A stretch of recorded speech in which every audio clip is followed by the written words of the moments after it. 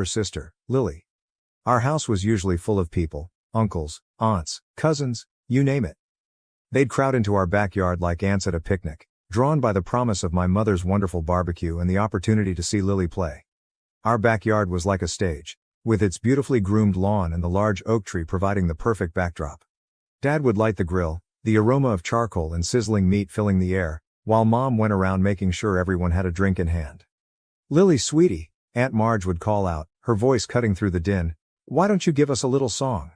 All eyes would immediately turn to my sister. Lily would bounce into a chair, her golden curls bouncing and a naughty sparkle in her eyes. She'd clear her throat dramatically and then, like magic, belt out * "My heart will go on * in her best Celine Dion impersonation. The adults would go wild, clapping and yelling as if they were at a live concert. Mom and Dad were beaming with joy and Dad frequently wiped a tear from his eye. Meanwhile, I'd stand to the side, attempting to blend in with the shrubs. It wasn't that I didn't want to participate, but every time I opened my mouth to sing it sounded like a cat being strangled. What about poetry? Forget about it. The words would jumble on my tongue, leaving me red-faced and stammering. My family has whispered that I am so unlike my sister. Not only were the relatives present but Mom and Dad made it plain who the family's star was. While Lily was shuttled between ballet courses, singing lessons, and art workshops, I was left to my own devices. Not that I cared much. I sought refuge in the dusty old books that adorned our shelf. The only person who appeared to understand me was Great Aunt Maggie. She'd discover me hidden behind the garage or in the treehouse, nose buried in a book. "What adventure are you on today, Cameron?" she'd ask, snuggling down next to me. I would look up, thankful for the interruption. "Oh, just reading about ancient Egypt," I'd say, showing her the cover of my most recent find. Maggie nodded, her eyes gleaming. "You have a good head on your shoulders, girl. Don't let anyone tell you otherwise." Those moments with Maggie were like a balm for my soul. She did not ask me to perform or be anything other than who I was.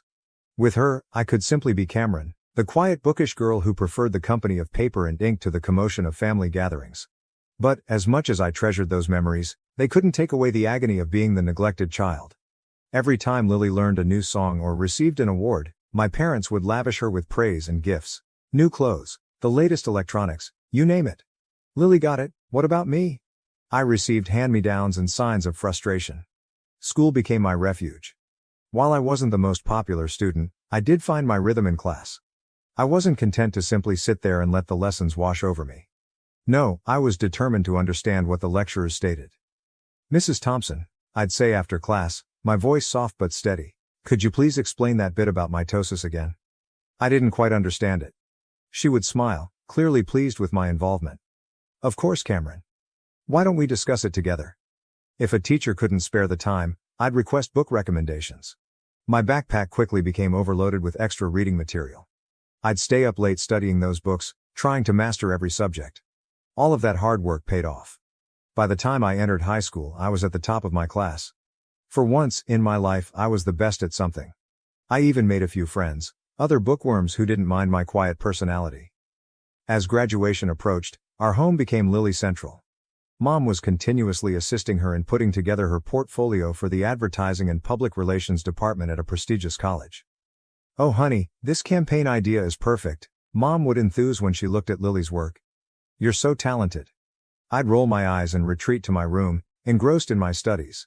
But one night, over yet another family meal centered on Lily's college ambitions, something in me broke. "I'm going to college too," I blurted out. "I want to study management." The hush that ensued was deafening. Then, to my surprise and hurt, they all started laughing. "Oh sweetie," Mom murmured, brushing away her tears. "We don't have the money for that. You'll need to acquire a job following graduation. You're simply not as talented as your sister."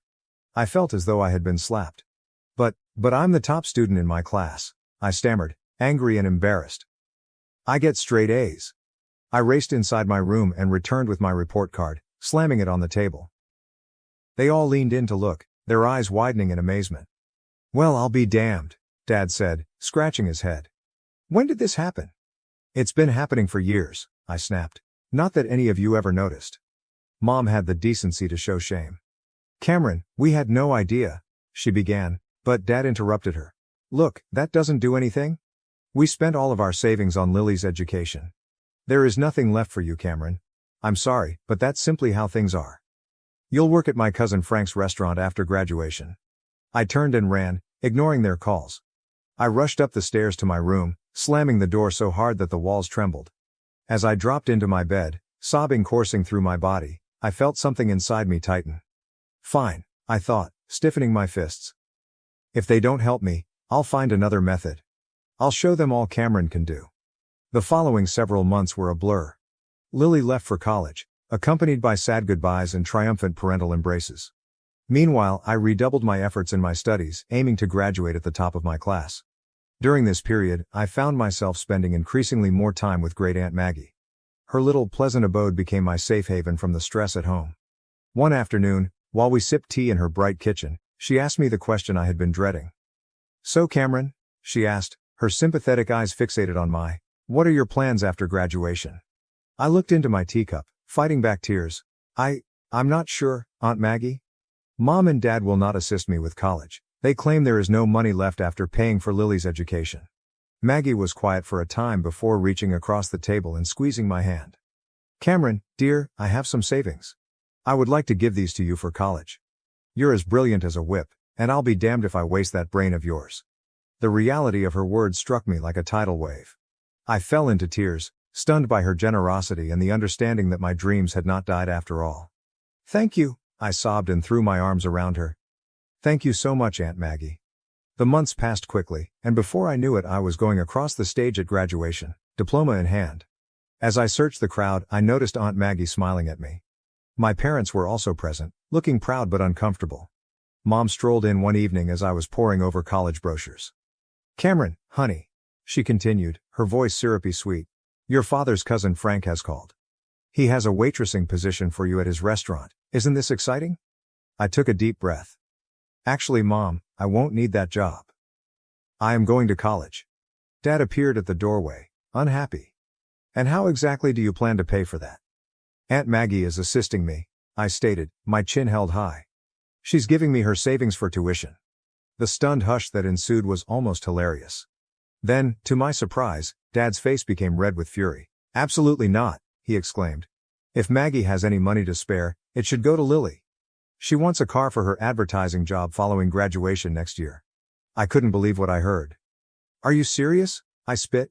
"This is my chance to get an education, to make something of myself." "Don't be selfish, Cameron," Mom interjected. "Your sister needs that money more than you do." "No," I replied, my voice shaky but firm. "This is my money now, and I'm spending it on education." End of discussion. From then on, living at home became miserable.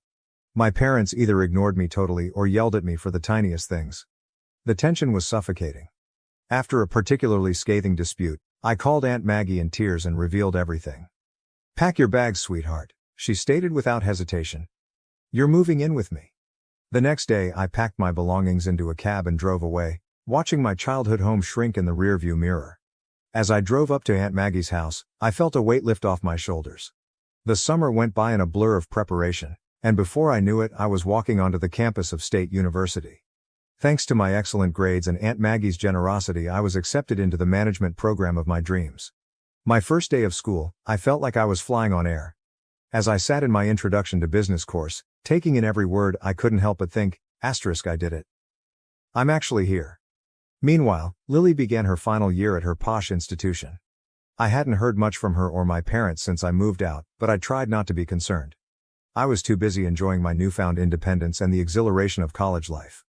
However, around a month into the semester, Aunt Maggie phoned me. "Cameron, dear," she started tentatively, "I think you should sit down for this." My pulse raced as she told me about the family drama I had missed. Lily apparently showed up at home unexpectedly, expressing her decision to drop out of college. "What's the reason?" She was pregnant. Aunt Maggie claimed Lily had been cavalier about the whole situation. "Oh, don't worry," she'd said, tossing her hair. "The baby's father is wealthy. We'll get married soon." But the narrative did not stop there. It came out that Lily's boyfriend was not as serious as she imagined. When he discovered she'd also been sleeping with his pal, all hell broke loose. They didn't even know who the father was. Aunt Maggie sighed. I sat there, phone pressed against my ear, trying to digest everything. Part of me felt a sick sense of satisfaction. The golden child had fallen from her pedestal. But ultimately, I was sad for Lily and the mess she had gotten herself into. The saga continued for several months. Aunt Maggie kept me informed of all the gossip from the family parties I no longer attended. When Lily's kid was born, a DNA test proved that her boyfriend was the father. But instead of the fairy tale wedding Lily had hoped for, he just agreed to pay child support. The ultimate blow came when Lily, desperate for employment, accepted a position as a server at Uncle Frank's restaurant, the same job my parents had tried to force on me. As I hung up the phone, I experienced a flurry of emotions. A small, petty part of me wanted to brag, to rub my accomplishment in my family's faces. But ultimately, I felt deeply grateful for where I was and how far I'd come. 4 years passed in a flurry of lectures, tests and late-night study sessions. Before I knew it, I was walking across the stage at graduation, clutching my hard-earned management degree. As I searched the crowd, I noticed Aunt Maggie smiling at me, tears of pride in her eyes. My outstanding grades and glowing references from my instructors helped me obtain a job as a manager at the Gilded Fork, one of the city's most prominent restaurants. The compensation exceeded my expectations, and for the first time in my life, I felt truly accomplished. I knew what I wanted to accomplish after receiving my first paycheck. I marched into the electronics store and purchased the most recent smartphone for Aunt Maggie. Her face brightened up as I showed it to her. "Oh, Cameron," she said, turning the sleek device over in her hands. "This is too much."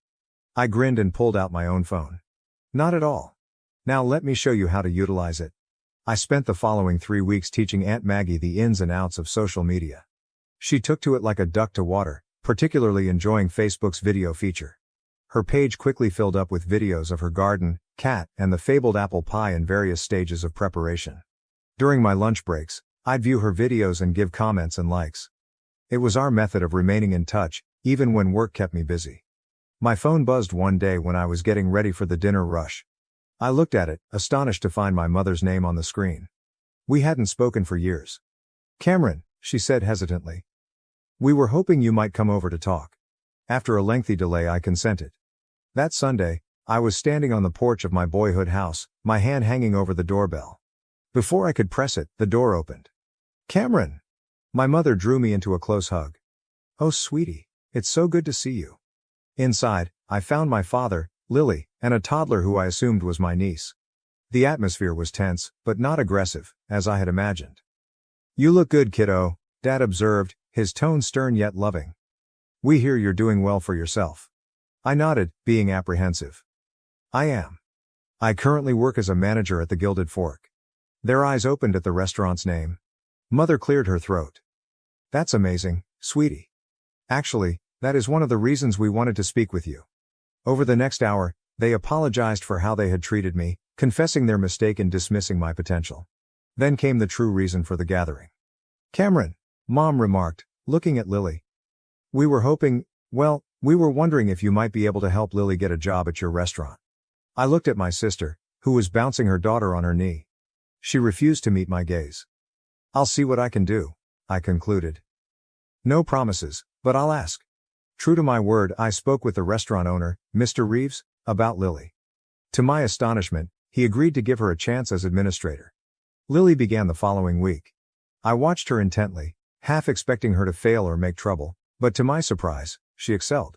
She was punctual and efficient, and her customers adored her charm. As the weeks went, I found myself becoming more relaxed with her. We weren't best buddies by any means, but we had a good professional connection.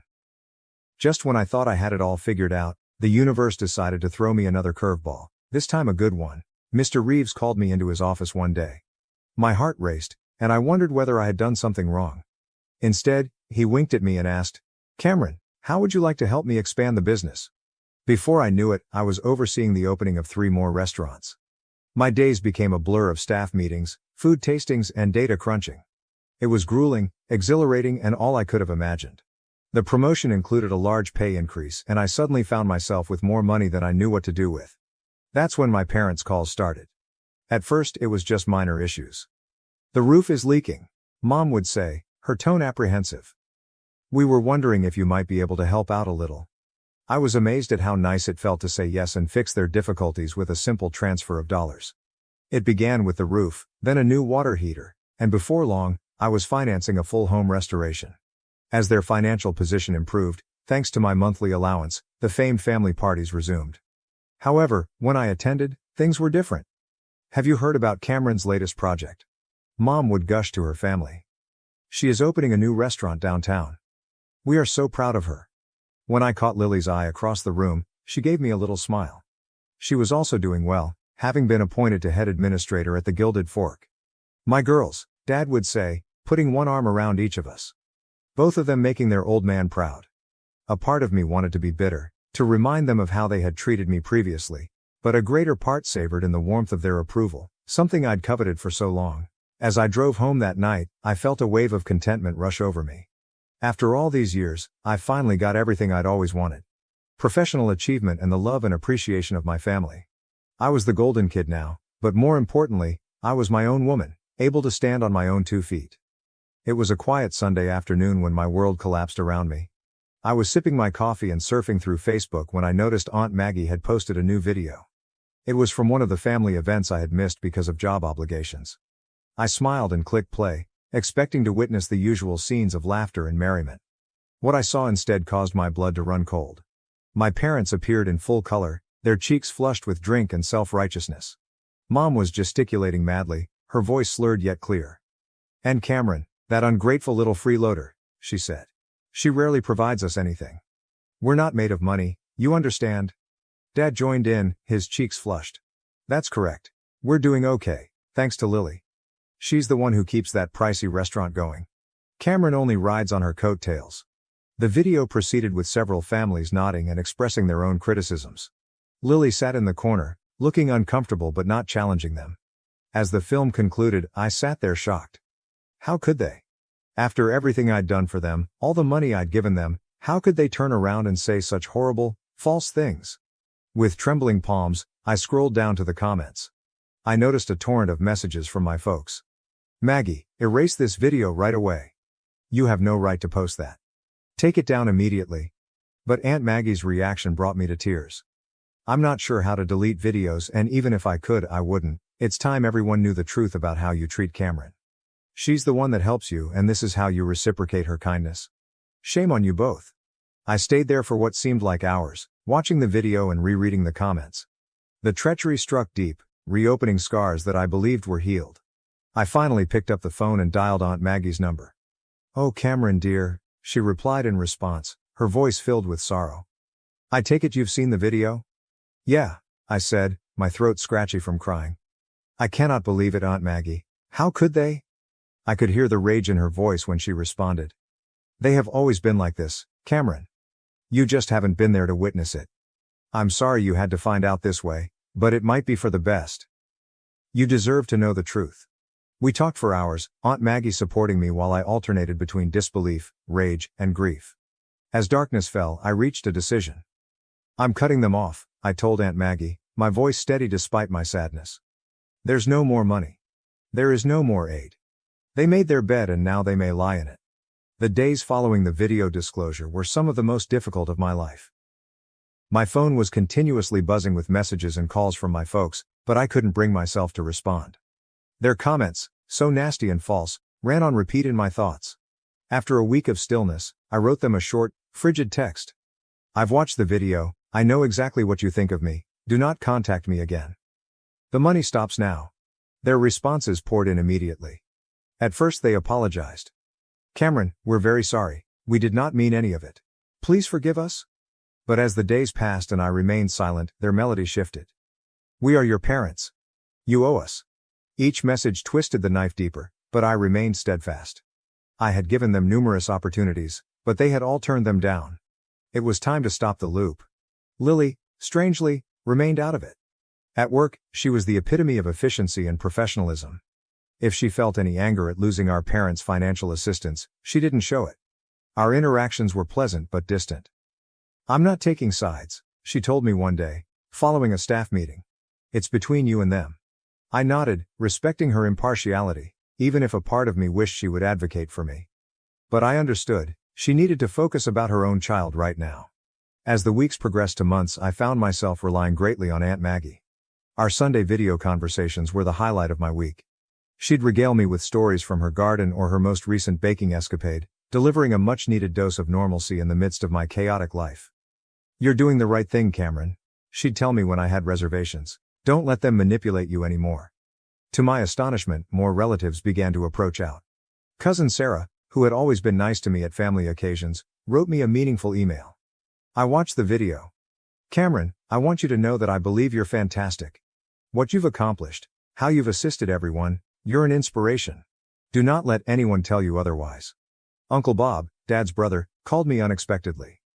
Kid, I've watched you grow into this beautiful woman. Your parents are fools if they don't recognize how unique you are. Keep in mind that you have relatives on your side. These words of encouragement were like balm to my broken heart.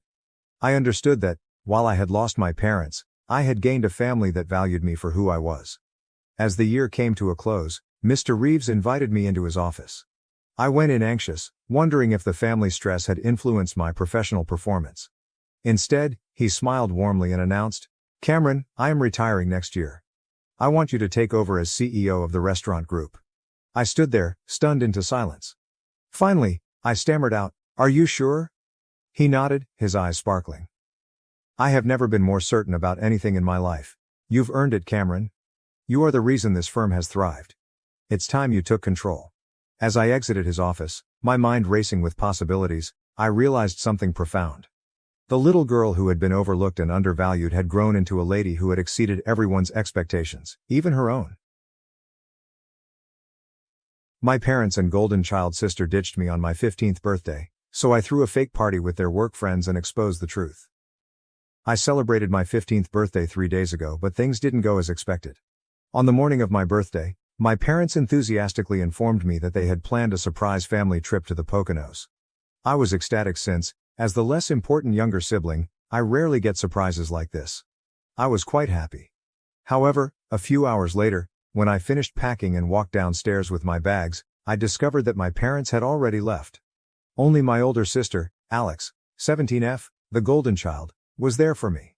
She smiled, so I knew something was wrong. When I questioned what was going on, she said I didn't need to pack my things and could go back upstairs to unpack. I assumed the trip had been canceled, but she informed me that there would be no family vacation for me and handed me a sheet of paper with a list of responsibilities. I was perplexed until she stated that my parents and she had agreed that, despite the fact that they had surprised me with the vacation that morning, they had a debate, and Alex believed it would be best for me to stay home and study because our finals were approaching. She, of course, got to leave because she had completed her assignments. If I became bored, I could do household tasks. Then she chuckled and said I should thank her for giving me time to study rather than spending it with our family. I was so wounded that all I could do was inquire where our parents were. Alex informed me that she had already dispatched them to the airport and had stayed behind to tell me in person as a birthday gift to me. She explained that my parents couldn't bring themselves to break my heart, so they let Alex give the news, which she obviously loved. I knew she enjoyed embarrassing me. I returned upstairs with my things, resisting the impulse to cry in front of her. After hearing the front door close, I broke down and cried for an hour. Alex had always despised me and I knew my parents would always support her. But I never expected them to be so harsh, particularly on my birthday. After I cooled down, I became enraged. I had texted my pals earlier, explaining that I couldn't hang out due to the trip and now I was trapped at home alone. So I decided to get revenge at my folks and Alex. I went to my father's office and used his MacBook to discover essential contacts. I called everyone and invited them to a surprise anniversary party for my parents that evening. Because I was only a child, the majority of them agreed to attend, thinking it was charming. I did the same for my mother's contacts, and because neither of them had password-protected devices, it was simple. Then I decided to text Alex's boyfriend on Instagram, inviting him to the party that evening. I also invited my own friends and had them help me decorate the house to make it look like a party. Around 7 p.m., the visitors I had invited began to arrive, but they were surprised to see that my parents were not present. I kept telling them it was a surprise and they'd find out what was going on later. After all of the guests had come and we had taken a group shot, I decided to carry out my plan. I informed the guests where my parents were and how they treated me. I explained how my parents always did everything Alex said and how I was treated like Cinderella. I had never discussed any of this before that day.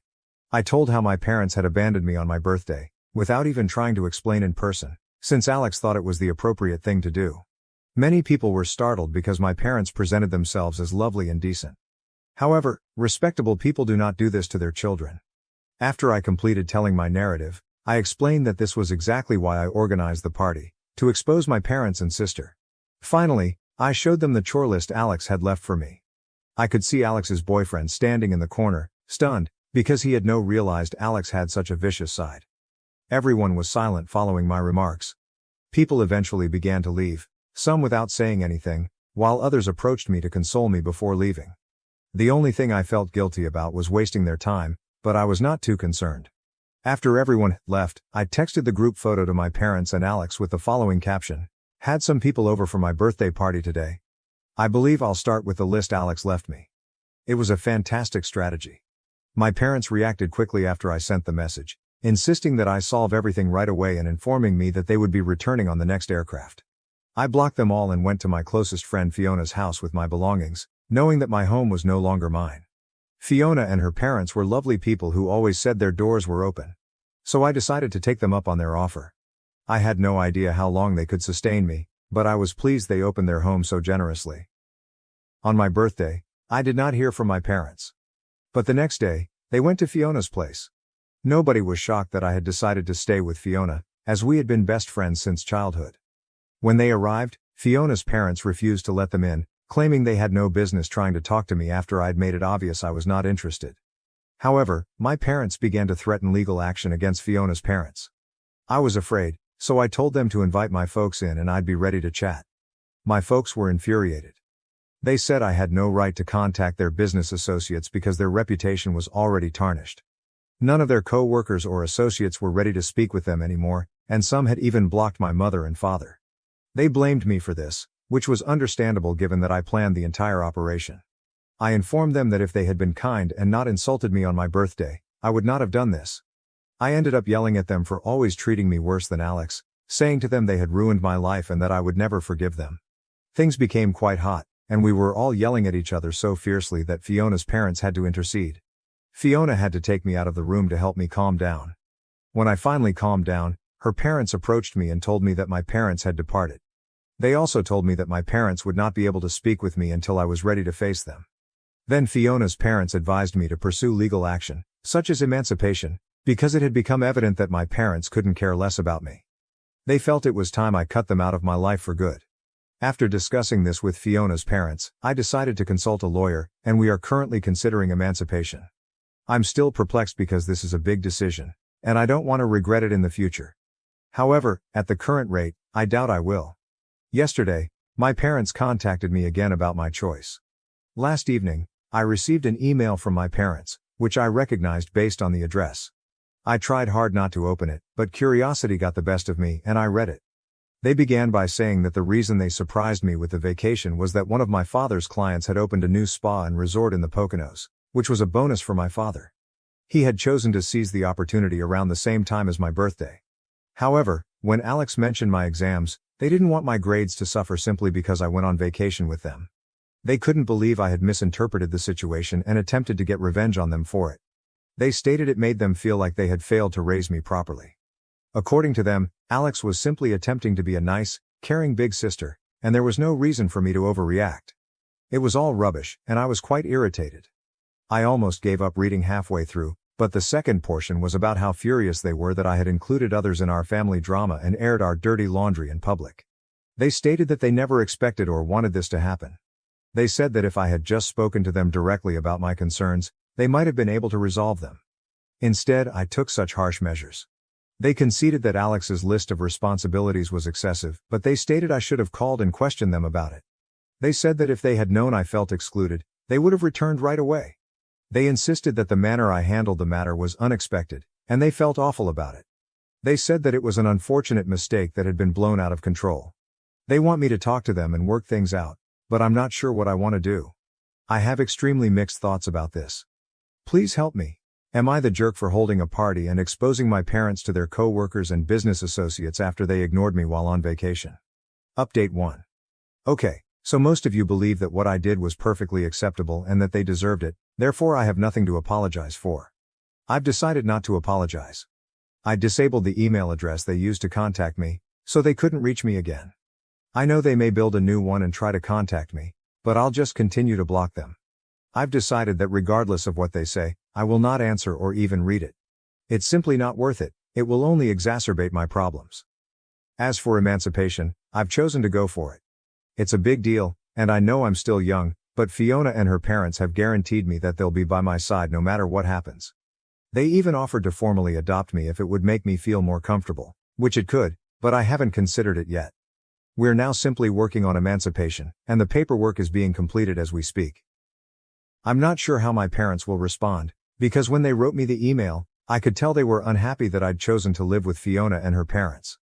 This makes little sense to me because, based on how I've been treated throughout my life, it's clear that they don't want me around as much as they want Alex. That is evident to me, but they are still attempting to reach out, which is perplexing. I have a feeling they only want me back to improve their reputation and image, nothing else. Right now all I can do is wait for them to receive the emancipation paperwork and see how they respond. It's been a few days since my post, and they haven't contacted me again after that email, so I'm not sure how they're feeling right now. I know things can't be going well for them because many people attended the party, and I've heard from others that Alex and her boyfriend split up. No one knows why, but me. Update 2. My parents received the documentation for my formal emancipation a few days ago, and they were not pleased, which surprised me. They phoned Fiona's parents, and there was a heated argument. Apparently, my parents assumed Fiona's family had set me up and were controlling me, believing I wasn't acting on my own free will. This didn't make sense to me. Do they know how terribly they've treated me in the past? Of course, I am doing this on my own accord. I had anticipated this type of reaction following my previous post, as many of you pointed out that they merely wanted me back to maintain their image as a happy family. They probably assumed everything I said during the party was simply me being bratty. When I didn't return to them, it enraged them because I was finally standing up for myself, and they couldn't take it. Unfortunately, this is already happening. They can call Fiona's parents whatever they want, but it won't change the fact that they deserve it, and they no longer deserve to be my parents. Fiona told me that my parents called her parents every term in the book and threatened to take them to court, stating they had no right to subject me to this. They also threatened to injure them, which is ridiculous because it is prohibited and will just make them appear worse. The way they spoke to Fiona's parents only confirmed what I already knew. They don't want me back out of love, but rather to improve their image. Fiona's parents were accused of attempting to destroy my parents' reputation by portraying themselves as saviors and revealing to the world that I had been abused. My parents vowed that they would not let that happen. They complained about how I was an entitled brat and that by supporting me, Fiona's parents were demonstrating that they were unsuitable to be parents themselves. If my parents truly loved me as a daughter, they would be more concerned about my well-being and would make an effort to communicate with me directly. Instead, they're shrieking at Fiona's parents, saying that they're trying to ruin their reputation.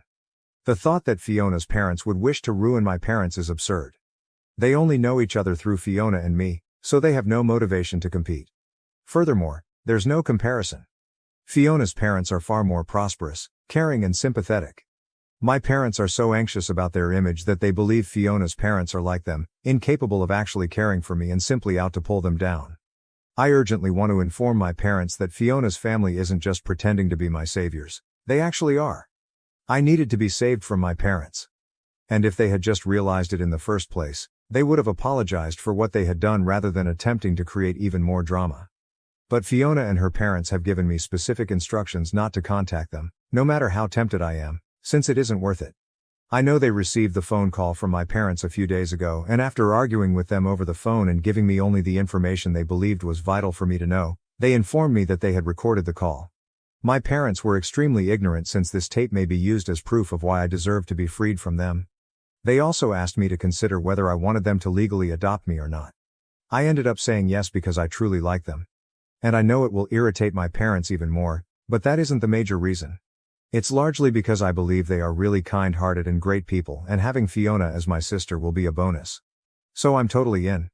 They informed me that they will speak with the lawyer again to begin the paperwork for that as well, as it may help with my emancipation case, knowing that I have better people to depend on and live with. To be honest, this is only getting better, and I am very grateful to them. Update 3. Hello, something terrible occurred today.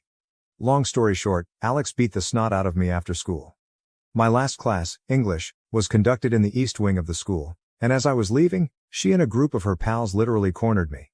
Unfortunately, I am always the last person to leave class since I am slow at gathering my belongings, and by the time I exited, most of the students had already left.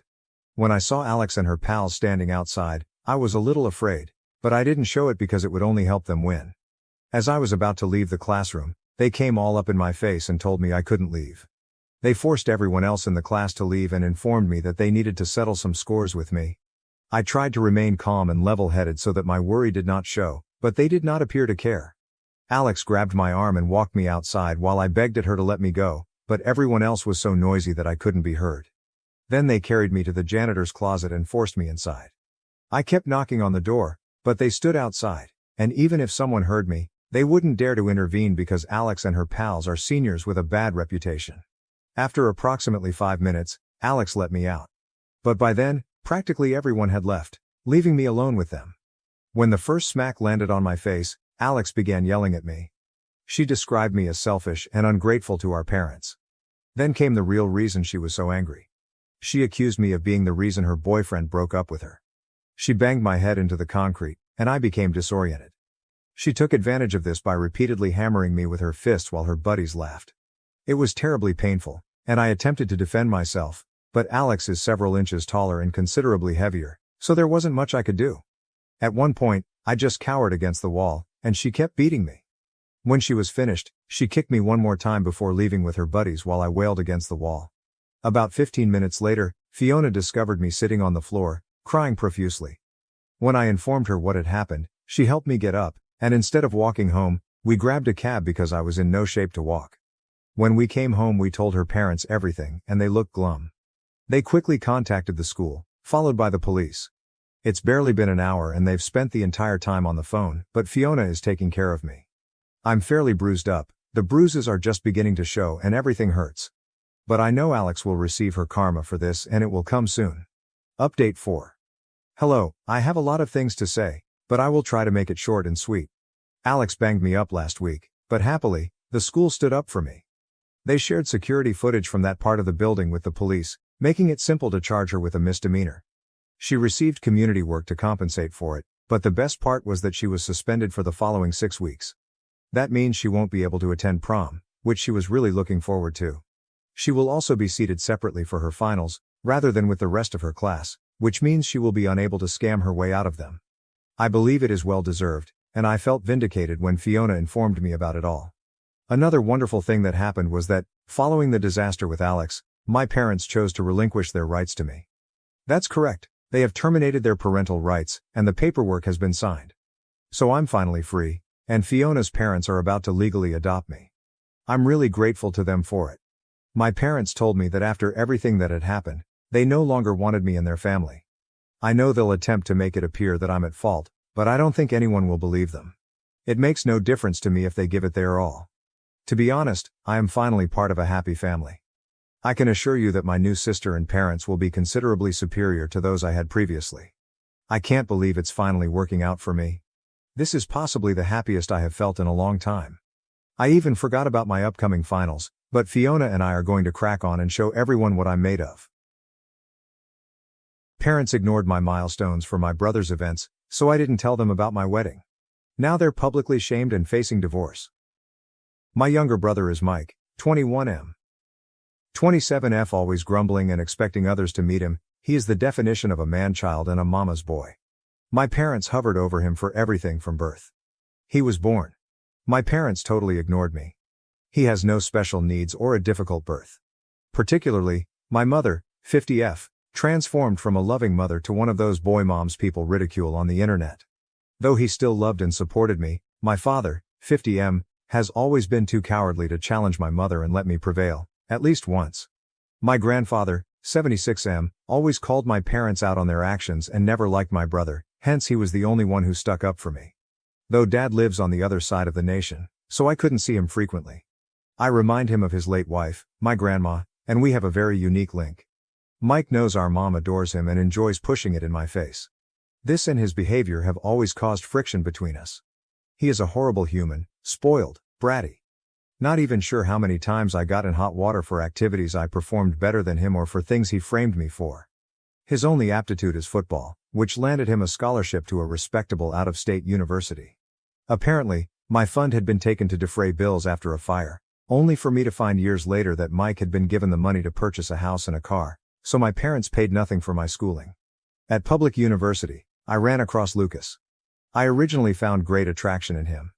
Of course, I met other people who are now my dearest friends. Owing to them and Lucas, My best friend for years before we got together, I was able to move out of my parents' house. Lucas and I both have really good pay now and are well known in our industries. Now let us focus on the major problem. Lucas told me a year ago. Being very private individuals, we did not broadcast it on social media. My parents laughed off my telling them with a "that's nice." I am beginning to believe they paid hardly any attention to me. We chose to have a modest yet elegant ceremony and celebration among friends and relatives. Though they never answered the invitation, Lucas persuaded me to invite my brother and mom. Every time I went and tried to discuss the wedding, without mentioning it, my mother would always talk over me about the adventures and successes of my brother. I once grew bored and stopped my mother to let her know about an event I had scheduled with an unmovable date. She wanted them there, but my brother was playing the last game of the season on that same day and they couldn't make it. Of course, this preference did not surprise me. They missed my ballet performances and both my university and high school graduations for events connected to him. By now I wanted to be petty. I told my parents it wasn't a problem for them to miss the event, deliberately omitting the information it was my wedding, and I didn't press any more. Imagine a few weeks ago, I was married. It was just beautiful. There was my family, Lucas's family, and our buddies. We had an amazing time. It was exactly right, and my grandpa was glad to be giving me away. My cousins questioned me several times about the absence of my parents. I told them straight out they couldn't come since they had a brother's game to attend. They looked at me a few times. My grandpa seemed obviously upset for a little, but otherwise nothing unusual happened. Lucas and I traveled for our honeymoon after the reception, and we were phone-free all during the vacation. Once we returned though, we found a storm waiting at our house. Turning on my phone, I cannot even open it before an alert flood erupted. Of these, most came from my mother and brother. Mike called me all kinds of awful names and insulted me since apparently one of my paternal aunts uploaded pictures of the wedding on Facebook and tagged them with a very clear dig at my parents, especially my mom, for missing the ceremony. The message went seemingly viral in my parents' neighborhood, and they have been publicly humiliated for mistreating me. My grandfather also personally went to see my parents to face my father, his son, embarrassing him to the point of tears. This looked to be the breaking point for my father. He ultimately revolted against my mother since he was so upset by missing the wedding of his only daughter and his father's criticism. He is now threatening divorce unless she makes it up to me. I believe this is the reason my mother has been messaging my phone, first nasty and threatening, then absolutely sad, full of pleading and pity parties. I am currently at home with my hubby, figuring out how to handle things. Claiming they had no idea this was happening at home, most of my relatives, including those I invited to the wedding, reached out to apologize for what I went through. Since my grandpa lives on the opposite side of the nation or another state, I cannot attribute guilt to any of my relatives. But since now she is inconsolable at the notion of missing the wedding, my mom's sisters and friends are demeaning me for not telling her about it. Though I'm not sure, personally I believe she's only starting to save face. The most recent texts from my mother and father seem to be quite depressed and wounded by missing my wedding. My family is split now on 3 fronts, the majority supporting me, my mother's relatives embarrassing me for hurting her emotions, and my mother's demanding that I forgive her in view of her efforts at atonement. Reddit AITA. My best friends tell me not to pay attention to them. Edit. I really appreciate your love and comments. It is very overwhelming. Here I will answer the often asked questions. I did tell my folks about my wedding. All of my guests received conventional paper invites, and I was informed that every invite had arrived at the correct address. From Mike or my folks, I got no response. A few very far-off relatives and several Lucas side associates also ignored it. I messaged every one of them to double-check, and those who hadn't replied said they couldn't make it.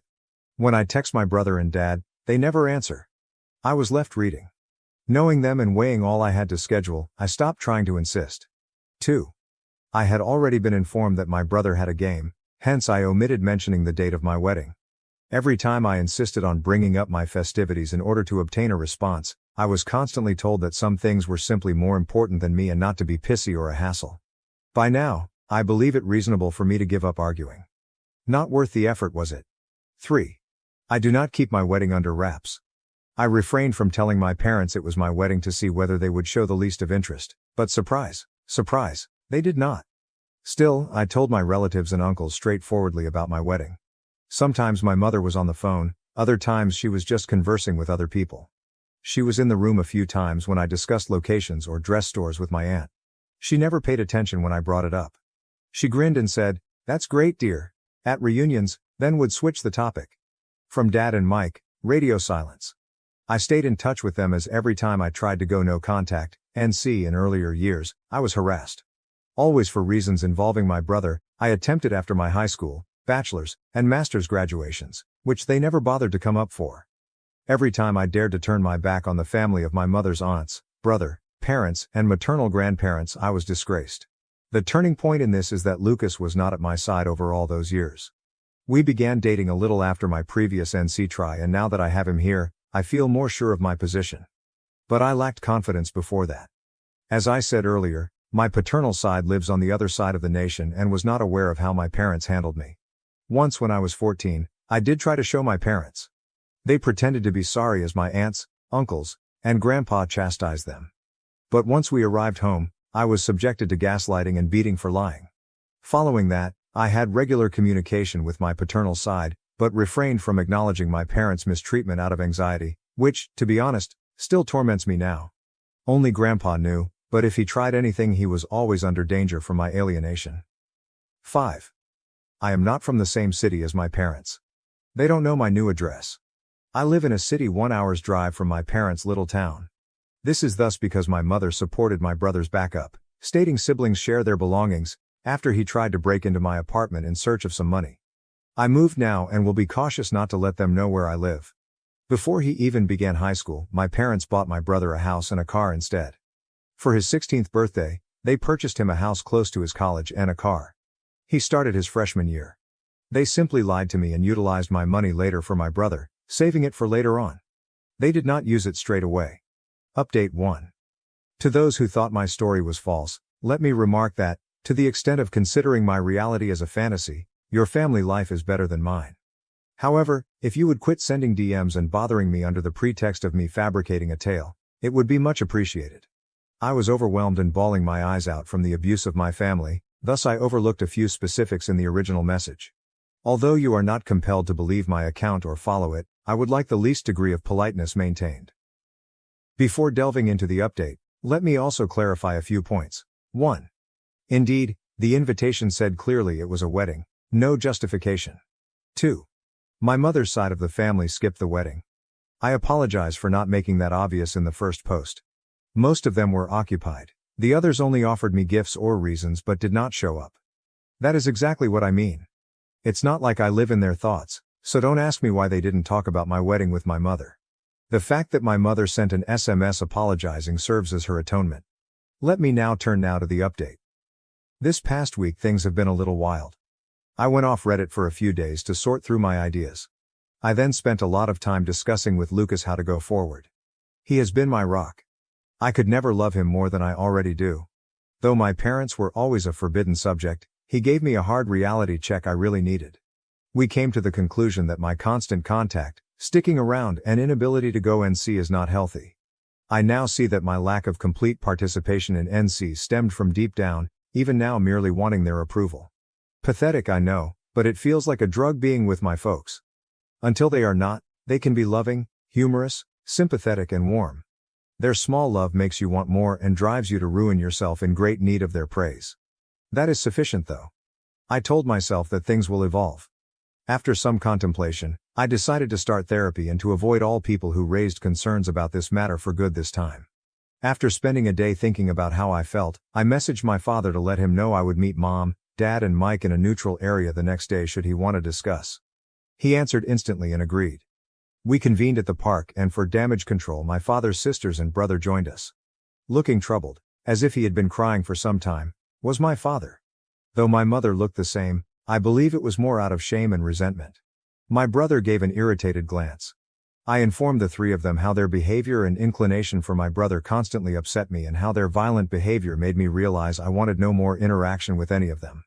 Following that conference, my mother attempted to cut me off several times. But my aunt, the Facebook post author, shut her off every single time. They didn't know what to reply when I questioned them why they treated me this manner. My uncle chastised my father for his continuing tears and apologies without response. Though in the end she merely declared she simply hated me, plain and simple, my mother seemed as if she was asking herself that for the first time. Regarding my brother, he merely enjoyed the attention and made me miserable as some sort of sport. I continued to ask questions. They claimed to have never gotten an invite, when I queried why they never answered it. When I showed them the books, they denied getting them. As it happens, they hadn't actually gotten my wedding invite. They vanished from their residence when it arrived. My brother, who had come visiting for the weekend, was the only one in the house. As many of you would have imagined, he tore up and wrecked the invite. Then he erased the messages when I texted my parents. He said it was easy as they kept my conversation preserved and omitted the notices. My parents thus never received an official invitation at all. I was simply upset. When I questioned Mike about why he would do that, he simply shrugged and said it wasn't as crucial as the other things they had scheduled anyhow. I had to stop Lucas from giving him a facial punch. Oddly enough, my folks were agitated and began chastising him. I have to admit that I was partly happy since he started to have a tantrum and scream crocodile tears. Then my mother said that everything was settled and that there was no need to wrangle over a misinterpretation. She indicated it was time for me to clear their name. That started me, so I stopped her and told her they were not forgiven at all. Mike wrecked the invite, but that did not imply that all their carelessness was immediately annulled. And all that time, I was clearly having a wedding. They ought to have inquired about it. Are you curious about the reaction of my mother? I did hear you talking about a wedding of yours, but I just thought you were being delusional and seeking my attention with exaggerated scenarios, she stated. She was sure Lucas would never marry me and didn't really like me. Do you trust me when I tell you I was ready to trash her face? Another issue surfaced. My brother apparently had hardly any football games to choose from. To create a narrative to dodge my incident, my parents exploited the knowledge my husband, friends, and I know little to nothing about football. We prefer soccer. And the fact I stopped asking about it when Mike would mock me during his time in high school. Since Lucas and I are blocked and my brother has private social media, I couldn't verify or refute the existence of a game when I originally posted. I took stupid faith in my parents' words. No though, you're interested in where the man-child disappeared to. Mike wanted to go, hence they visited Disneyland. They covered for my brother's 100th trip using the football narrative. Apparently, they did this several times during the last few months. By then I was really burned out and overwhelmed by the volume of data. My blood boiled and I snapped since I had been misled this terribly. Rising, I informed my father he was a depressed, weak man unable to defend his children until his wife approved of it. I advised my brother he would always live like the parasite he is, baby to the point of uselessness. He is a terrible excuse for a guy who will not achieve anything in life. To my mother, I stated she was the worst narcissist. A pitiful small woman who lacked even deserving treatment or evaluation for her inactivity. She is too rotten, thus even God could not be of assistance. Strong, I know. Halfway through my tirade, my mother shot from her seat to yell at me, but I was too enraged. I yelled at her to close, take a seat and listen for once. She became so enraged it seemed as though steam were emanating from her ears. After that, I seemed to recall not much except that I kept talking. My anguish and wrath seemed to pour out. I'm very convinced the entire park was silent at one point. Telling my parents and Mike I was disowning them all and that, if they were clever, they would think before reaching out again. I spit at them. Taking my pocketbook, I left with Lucas, Anna and Francis, leaving my parents and brother at the kindness of my aunts and uncles. The truth of what I had just discovered and spoken eventually struck me at some point, and I had a panic episode on the drive home. Lucas was driving. Anna guided me through it till we stopped in a parking lot to cool me down. I owe them far more than anything. Once home I just collapsed onto the bed and turned in for the night. Though considering my profession and career, I couldn't expose myself in that way even though I really wanted to follow your advice and put the entire chat on Facebook. One thing is sharing my tale on Reddit from an unidentified throwaway, the other is Facebook with my identity and face all over showing. That road was not one I could travel. Rather, I behaved better. I created a folder containing all of my mother's nasty remarks, texts and insults and forwarded it to the woman running my mother's church. Though my mother worked her ass out to enter, this close-knit community is also somewhat judgmental. Well, that's exactly what occurred. Being rejected by them is like dying. Like clockwork, the scandal started out in the church and quickly extended across the little community. Given my tiny spill, you can see what this implies for my parents. I did discover more texts from my maternal side of the family, demeaning me even more for offending their sister or daughter. By then I simply didn't care anymore. Following your advice, I informed them they would not be in my life going forward. They can talk as they wish, I just have no interest. Rather, they should be appreciative. I do not send their unpleasant texts to their husbands or jobs. I blocked every single one of them, including my grandparents. I did come across a long note from my father. He stated he was sorry for not being strong enough to challenge my mother, agreed what I said was accurate, and couldn't believe he had missed so much of my life due to her. Tired of being controlled, he informed me he was going to divorce her regardless of my choice. He stated he wanted a relationship with me to offset all the years gone by. I did respond to him, saying at the moment I truly do not want to see him or pardon him. He said he loves me and he will do his best to get me back. I answered that I then blocked him too, since I find that hard to believe.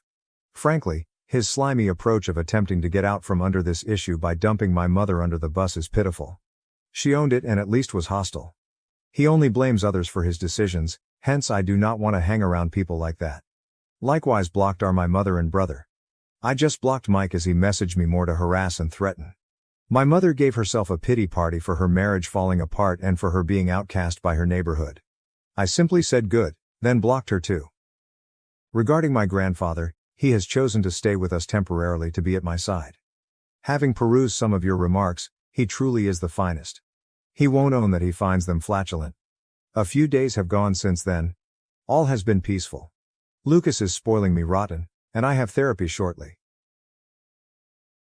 My mom married a younger guy and wanted him to walk me down the aisle instead of my dad. When I said no, she skipped my wedding. Hello everyone. So I had a terrible disagreement with my mom a few days ago, on the day of my wedding, or rather, after everything was done. It was entirely her fault, but I recently spoke with my grandmother and unwittingly made matters worse for her. That is why I have begun to question whether what I did was justified or not. I'm 24F and have been with my partner, 24M, for the past 10 years. We began dating in high school, and he is the love of my life. So this wedding was a big event for me. We got engaged last year and spent months trying to make it an experience that everyone would remember. He and I had saved a lot of money to pay for it, but my mother was unconcerned. My parents split when I was 6 years old, and they have been co-parenting me ever then. They never got along, and I honestly don't know how they managed to stay married for so long.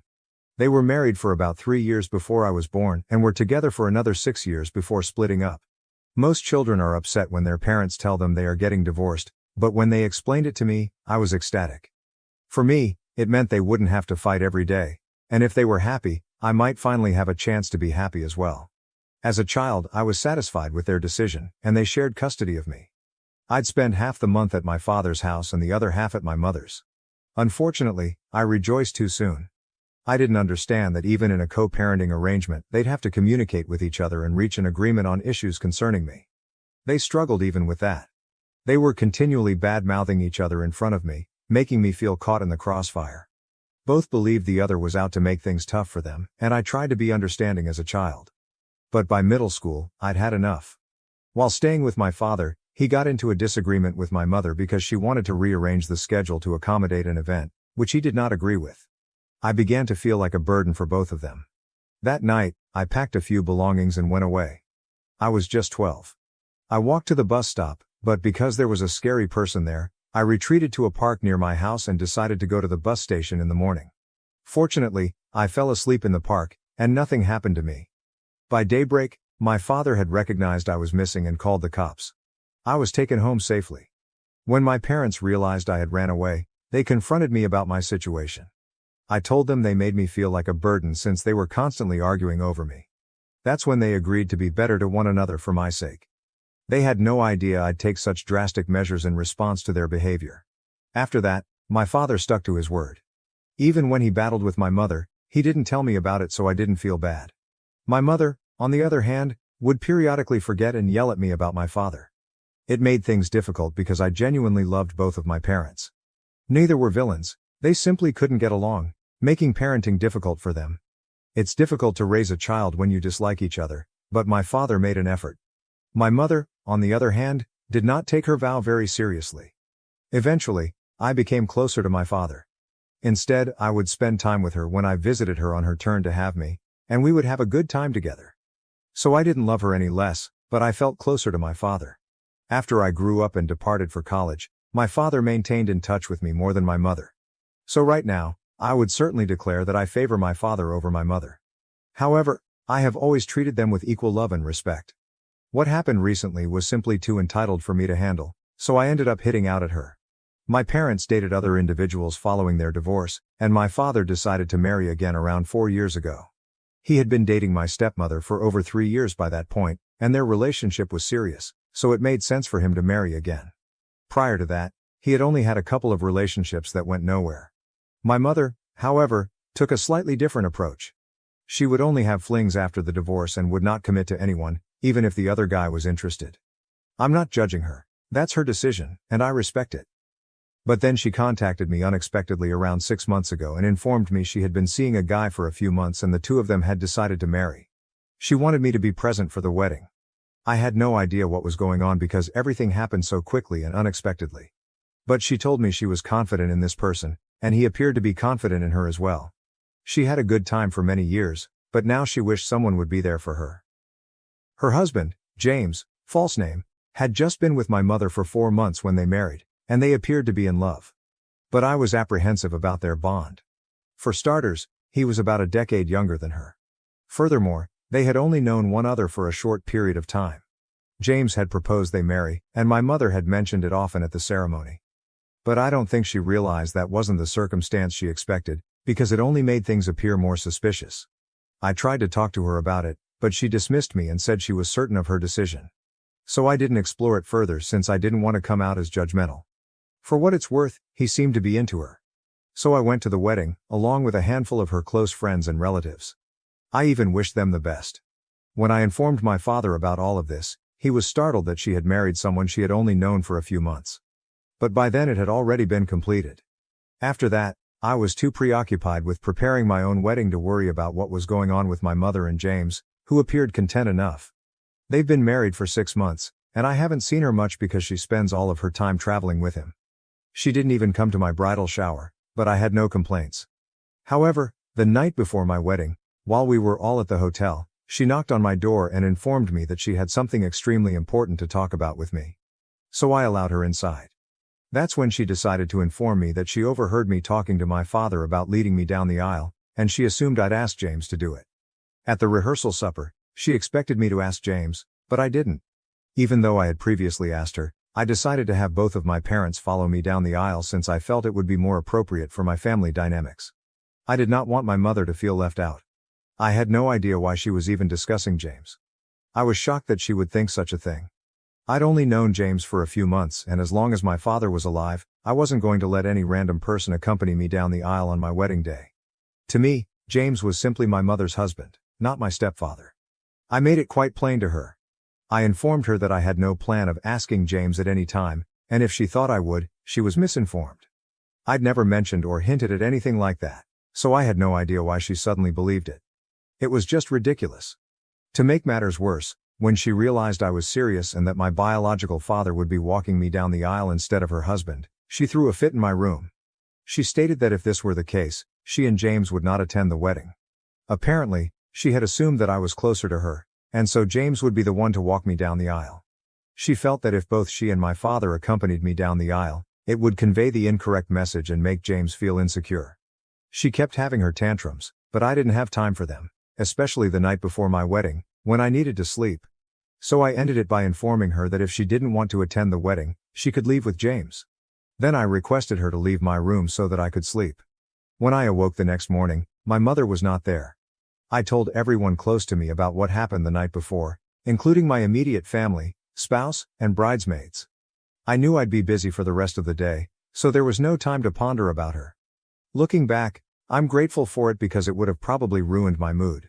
My father and stepmother eventually walked me down the aisle, and a few people exchanged puzzled looks, but no one said anything because it was clear I wanted it to be a happy day without any issues. I like my stepmother, so I didn't mind when she walked me down the aisle, and the wedding went well. But, 1 hour before the celebrations were to conclude, my mother arrived at the reception with James, and she had a really embarrassed expression on her face, so I knew she was there to apologize. I had been drinking, and I was overjoyed from just getting married, so I didn't mind her returning for the reception and was more than willing to forgive her. I accepted her apology and told her she may join everyone else. Instead, she stayed by our side and explained that she had a favor to ask. She asked us to rework the wedding ceremony so she could be a part of it as well. My husband and I were both stunned by the absurdity of the request, and we instantly denied. But then she began pleading with us, and even James was concerned. He said that she needed us to do this as a favor because otherwise, my grandmother would cut her off. Both of my father's parents attended the wedding, but my grandmother, my mother's only surviving parent, was unable to attend due to her out-of-state residence and medical concerns that precluded her from traveling. I promised my grandmother I'd send her a video of the wedding. While my mother and James were driving home, my grandmother video called my mother to chat with me. That's when my mother realized she had made a mistake, and she was now worried about what her mother would think about her actions during my wedding. That's why she asked me to recreate the ceremony so she could be a part of it and my grandmother wouldn't find out what occurred. My mother honestly thought it was a reasonable answer because the venue was still paid for, the decorations were up and the majority of the guests hadn't left yet. But I held firm and informed my mother that she chose to leave the previous night and it was her fault. I was not going to restart my wedding only to correct her mistake. She began arguing, insisting that we do things her way so that her mother would not cut her off. My grandmother loves family relationships, and the only reason she couldn't go was health. If she found out my mother had done anything so dumb, she would not hesitate to cut her off. Because I am her only grandchild and she cherishes me, everyone knew she would be devastated if she found out what my mother had done. That's why my mother was so determined to resolve the matter before my grandmother found out. I wasn't in the mood for a battle with my mother, and my grandmother kept attempting to video call her. So I phoned my maid of honor, took my phone from her, and before my mother could say or do anything, I FaceTimed my grandmother to tell her the truth. I had had enough of my mother's moaning. My grandmother was delighted to see me and after a brief discussion about the wedding, I got right to the issue. I told her exactly what had happened to my mother and how she wanted me to restart the wedding especially for her. I did all of this in front of my mother, who was frozen in place. When I turned the phone around so my grandmother could face her, my mother said nothing. My grandmother raged at her for a full 6 minutes, expressing her disappointment. She informed my mother that she did not need to return home for the holidays and did not want to speak with her until I had forgiven her. Only then would she contemplate making amends with my mother again. After my grandmother hung up, my mother and James remained there, speechless. I expected them to have an outburst, but they didn't. They simply went after a few minutes without saying anything, which was ideal because throwing a tantrum would have wrecked the rest of the reception. We decided not to talk about my mother or James for the remainder of the evening so that they would not ruin it for us. My grandmother called the day after the wedding, after we had returned home, to discuss all that had happened. She revealed that she had been having problems with my mother for some months as a result of her decision to marry James. My grandmother had been extremely opposed to my mother's fast marriage from the start because they had only known each other for a few months. She didn't think it was wise for my mother to rush into a marriage like that, which made sense. But my mother paid no heed to her. They didn't talk for a few months after the wedding because my grandmother called it a bad decision, and my mother took offense. After a few months, my mother apologized and went to visit my grandmother with James to make things right. Despite my grandmother's kindness, James remained apart from her. He pretended he was too good to converse with her, rejecting all of her attempts to get to know him. This gave my grandmother a negative impression of him, and she began to dislike him even more after that visit. She told my mother about her fears, and they argued throughout the last few months. My mother kept playing the same card, claiming that her parents thought my father was the appropriate guy for her, but marrying him proved to be the worst mistake of her life. She felt my grandmother was unwilling to give James a fair chance because they hadn't been together long. My grandmother believed she had given him a fair chance, emphasizing that her problems were with the hasty nature of the marriage, not James as a person. However, James took it personally and continued his attitude, resulting in increased tension. Things had been strained between my mother and grandmother for months, and the recent FaceTime call on the day of my wedding was the final straw for my grandmother. She couldn't believe my mother skipped my wedding simply because I refused to let James lead me down the aisle. We had no idea whether James or my mother had come up with this concept, but it made no difference. My mother chose to miss my wedding, then pretended it never happened and wanted me to recreate everything so my grandmother would not find out. After discussing it, my grandmother and I understood that my mother had taken both of us for granted. We resolved not to speak with her for a few months until we were ready to forgive her or she really apologized. My grandmother wrote a message to my mother on our behalf, asking her not to contact us until we were ready to communicate and hoping she would respect that. I thought this was a decent answer, but my mother began blaming me for everything. She wrote me nasty messages last night, claiming that it was my fault that her own mother was not speaking to her. She remarked that if I didn't want to redo the wedding, I could have simply said so, which I did several times. She accused me of intentionally escalating the situation by involving my grandmother. She felt that I didn't need to tell my grandmother and give her more reasons to be furious with her. My mother thought I was ganging up on her by recruiting my grandmother, and she thought it was unjust. She did not think I should have dragged my grandmother into our argument. I think she's simply whining, but she could have a point. Is it my fault for bringing my grandmother into this conflict with my mother? Update 1. Thank you to everyone who provided positive comments on my post. I've decided to block my mother and end this nonsense. I don't need to put up with her conduct anymore. She's been acting strangely since she started dating James, and I don't need such negativity in my life. My husband and I are heading to Paris for our honeymoon next week, and I want to enjoy ourselves without worrying about my mother. Blocking her means that I don't hear from her throughout this period. I've always tried to treat Mom with the same love and respect that I've shown my father, but after all of this, I no longer feel bound to do so. My father has always treated me better, so I don't think it's wrong to stop treating her equally. I discussed everything with my grandmother, father, and husband, and they all believe that barring her is the proper decision. Most of them say I should have blocked her a long time ago, perhaps on the day of the wedding itself.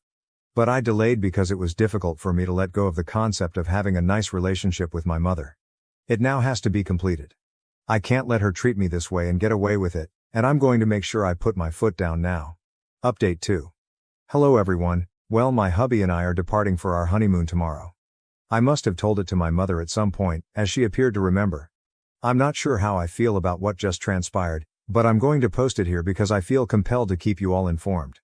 In my previous update, I noted that I had blocked my mother everywhere, so she sent an email to my work email address, which I had not blocked. I didn't expect her to contact me there, so I was thrown off guard. I had intended to delete the email, but curiosity got the better of me, and I ended up reading it with my spouse. We both felt strange at the conclusion because my mother expressed her love for me and apologized for her recent actions in the email. She explained that the only reason she wanted James to lead me down the aisle was because he insisted. She claimed it was not her idea and even attempted to postpone the wedding for a few months to get to know him better. James put pressure on her, and the night before the wedding, he twisted her into believing that if my father walked me down the aisle instead of him, people would misinterpret it. She supported him throughout the email because she loved him, but she also expressed regret over everything. She felt torn between James and her family, and she could now relate to how I felt as a child of divorce. She acknowledged James's tendency to be controlling, but she didn't mind it. After chatting for a few days, they both agreed that his domineering nature had produced problems in the family. He committed to work on it, and she pledged to stand up for herself rather than be a doormat. She closed the email by wishing us well and expressing her want to reconnect once we returned from our honeymoon. What worries me isn't the apology, it's that James might not be the appropriate guy for my mother. Although she stated that they will work on it, the way she characterized James gave me the impression that something was wrong and that she was covering for him. My husband and I are going tomorrow, so we cannot deal with this right now. We decided to let her handle the situation. I notified my father, who, regardless of his feelings for my mother, would never harm her since he is a wonderful person. I also told one of her closest friends, whom she has known since childhood, and I'm convinced she would not gossip. With her friend and my father informed, I feel certain that my mother will be cared for and that I will be able to enjoy a worry-free honeymoon. Update 3. Hello, this is going to be a brief update. I last posted an update around 4 months ago, just before leaving for my honeymoon. We intended to deal with whatever was going on with my mother and James when we returned, but when I emailed my mother following our return, I never received a response. Her friends informed me she appeared to be happy, so I figured everything was okay and moved on with my work. Fast forward to 2 weeks ago, and I heard from my mom again. She thanked me for telling her friend about my concerns about James, especially because she lacked the guts to express them herself. It turns out I was correct. James was not the ideal guy for her. He had tried to isolate her from everyone, even urging her to cut links with a childhood acquaintance. After she repeatedly canceled plans with her friend challenged her, and my mother eventually broke down and told everything. James had been treating her horribly, and she couldn't take it any longer.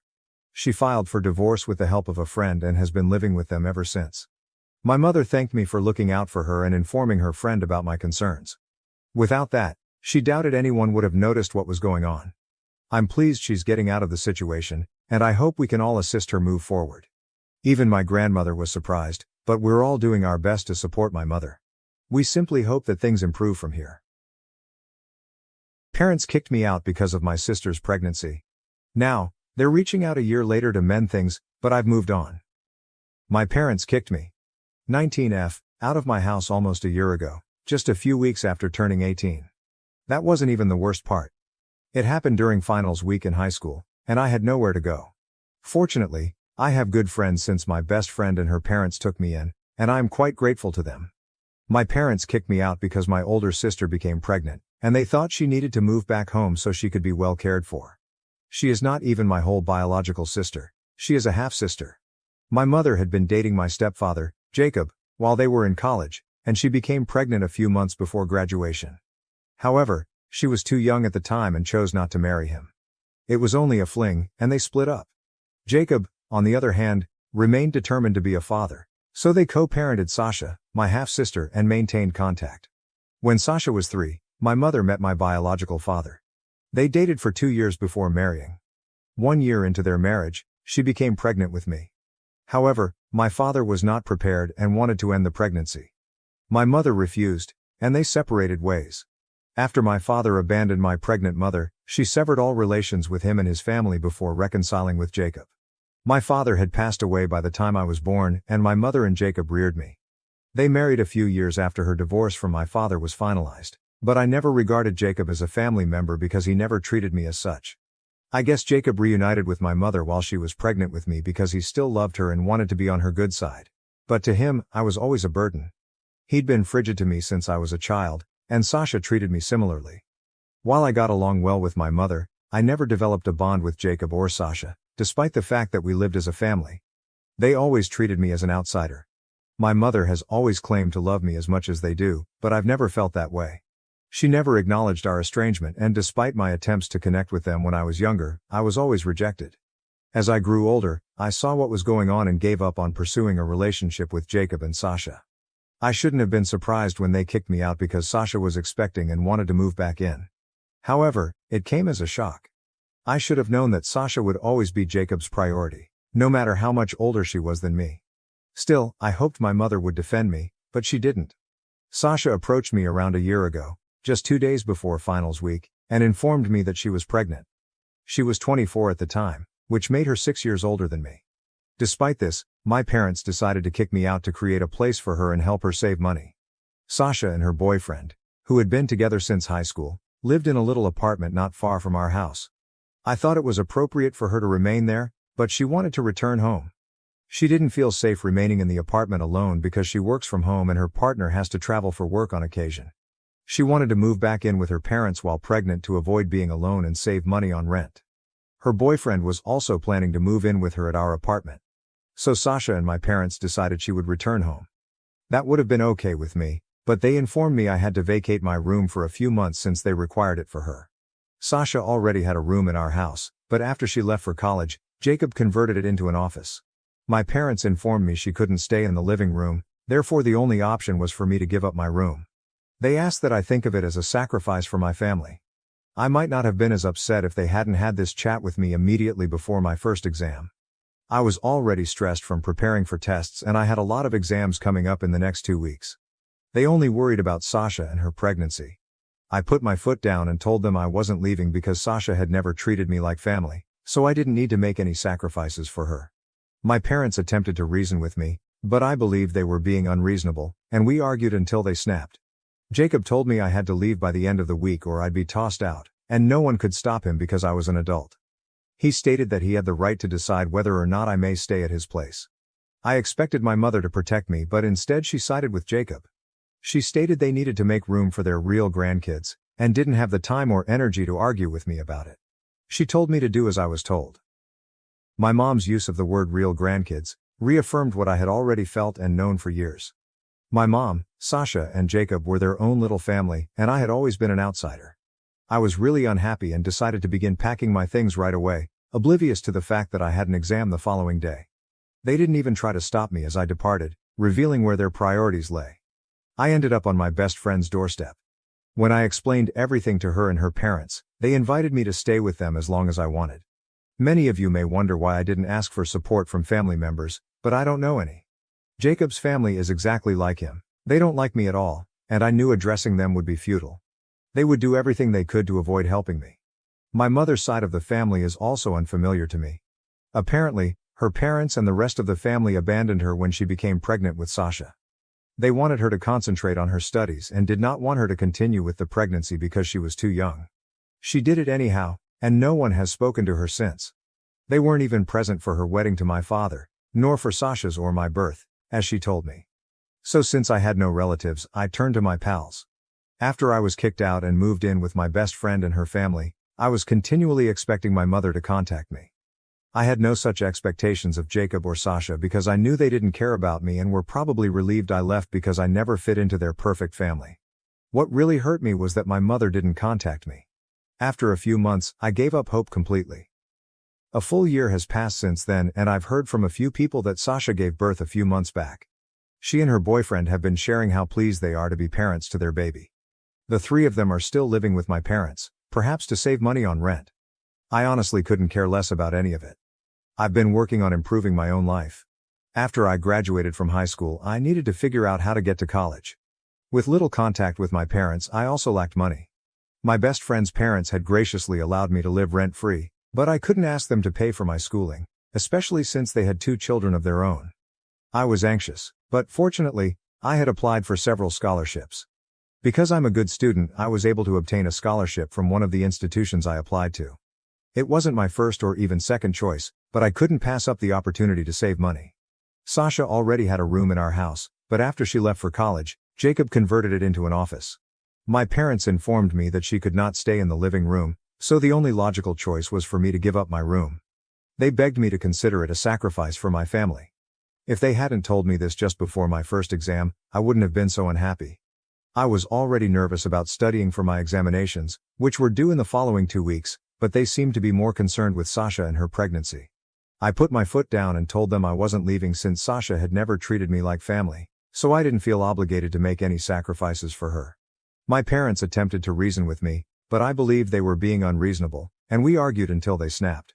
Jacob told me that I had to go by the end of the week or I would be tossed out because I was legally an adult and he had the right to decide whether I stayed in his house or not. I expected my mother to protect me, but she sided with Jacob. She explained that they needed to make room for their real grandkids, and did not have the time or energy to argue with me about it. Hearing her refer to Sasha's children as real grandkids, reinforced what I had assumed for years. My mother, Sasha, and Jacob had their own small family, and I had always been the outsider. I was so unhappy that I started packing my things right away, ignoring the fact that I had a test the next day. They didn't even try to stop me as I departed, revealing where their priorities lay. I landed up at my best friend's house, and after explaining everything to her and her parents, they invited me to stay with them as long as I needed. You might wonder why I didn't ask other family members for assistance, but I don't really have any. Jacob's family dislikes me, so I knew it would be fruitless to seek assistance. I never knew anyone on my mother's side of the family.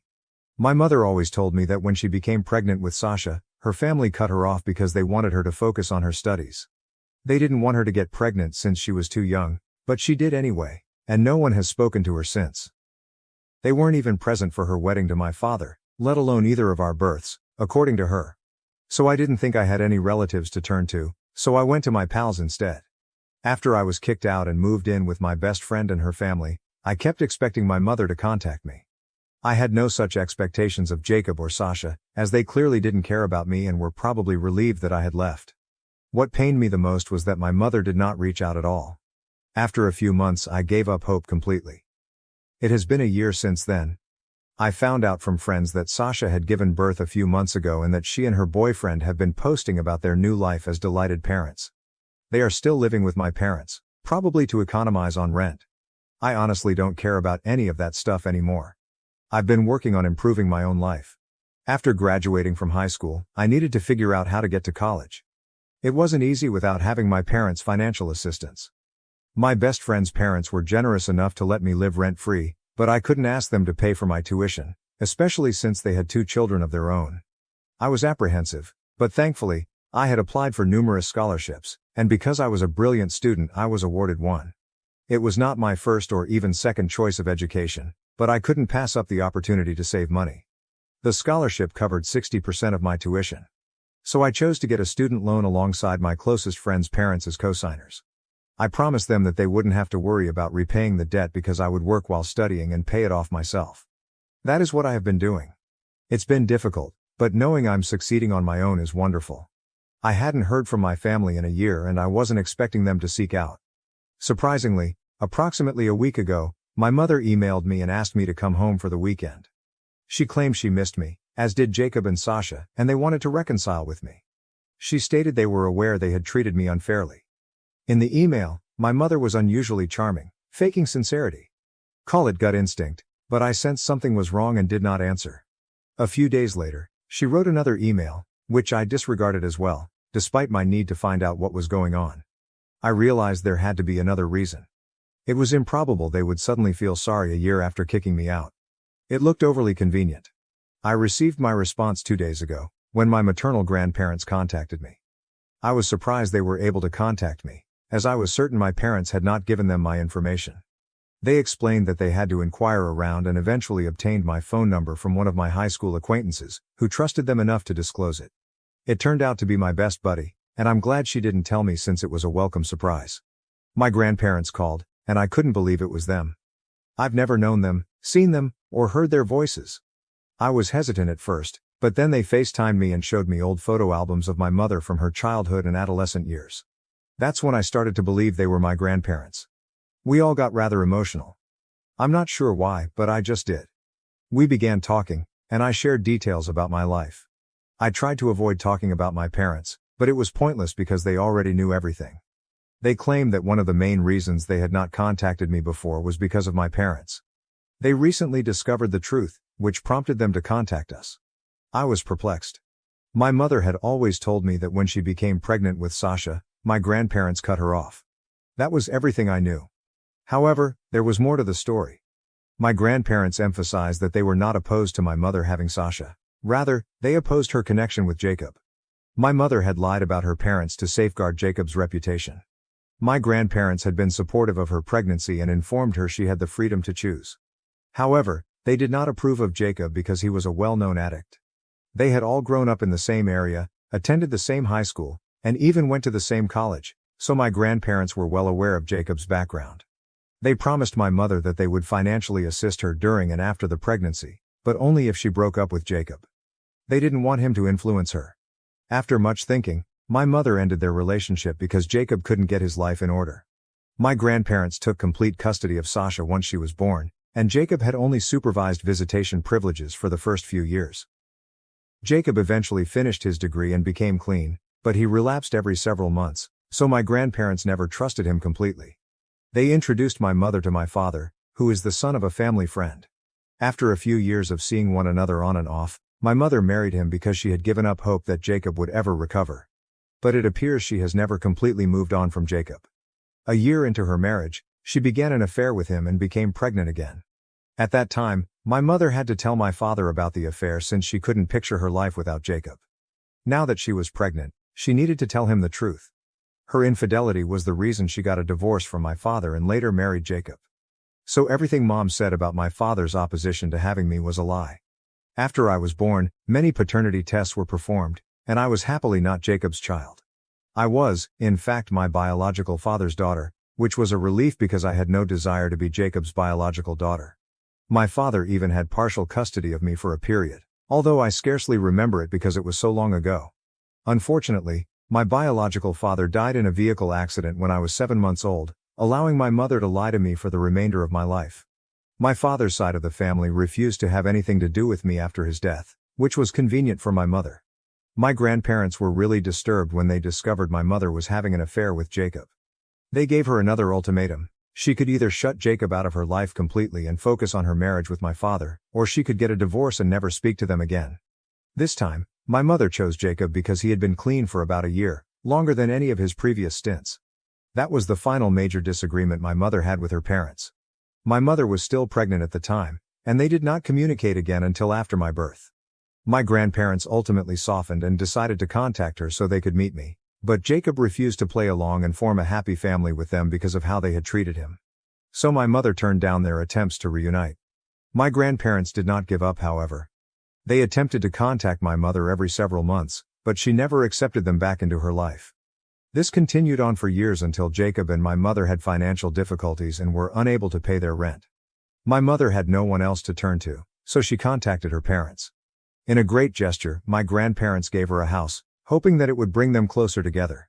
It was about 6 years ago when my family moved into our new home. It was a great improvement over the apartment we used to live in. I'd often wondered how my parents could afford such a wonderful property in such a desirable neighborhood, given that my mother was a receptionist and Jacob worked in sales. His company had been failing, so it seemed unlikely that they could afford it. I now realize that was all thanks to my grandparents. Despite this, my parents, being the ungrateful people they are, did not attempt to repair their relationship with my grandparents. Both my mother and Jacob were aware that my grandparents had paid for the house, but my mother insisted that they were not ready to reconnect and needed time to think about it. My grandparents, being naive, gave them room for a few months, but when my mother did not respond, they tried again. She kept claiming that she needed more time. This went on for years, and my grandparents eventually admitted that perhaps it wasn't meant to be. They were getting older and told me how humiliating it was to continually attempting to contact their daughter only to be denied each time. They finally admitted to my mother that they understood why she no longer wanted to be around them and regretted themselves for not being gentler in the past. The only thing they wanted was that my mother continue to send photos of our family so that they knew we were doing fine. Surprisingly, my mother agreed, and for the past few years, that was how my grandparents stayed in touch, which was quite sad. They told me everything, and I burst into tears. I had always thought of them as villains, but that was not the case. Now, as for how they discovered the truth. My grandfather just had a health scare with heart problems, and he and my grandma realized they couldn't keep pretending everything was fine. Because they weren't getting any younger, they wanted to make one final attempt to reconcile with the family before passing away. They stopped by my mother's house a few weeks ago, which is technically still theirs because they paid for it and their names are on the deed. When they came, my mother had no choice but to welcome and entertain them. They discovered they were great-grandparents when Sasha had her children. But when they asked about me, my parents became really uneasy and had no idea what to say. So they informed my grandparents that I was away at college and that it might not be a good time to contact me because I was in a vulnerable state due to examinations. They couldn't even come up with a false college name, which led my grandparents to suspect something was up. They had a gut feeling that my parents had made a mistake, so they left the house to speak with our neighbors. That is how they discovered that I had not been living with my parents for the past year after being kicked out. The neighbors didn't know why, but their son, who went to school with me, informed my grandparents that I had been staying with my closest friend's family for a while, and they could know more.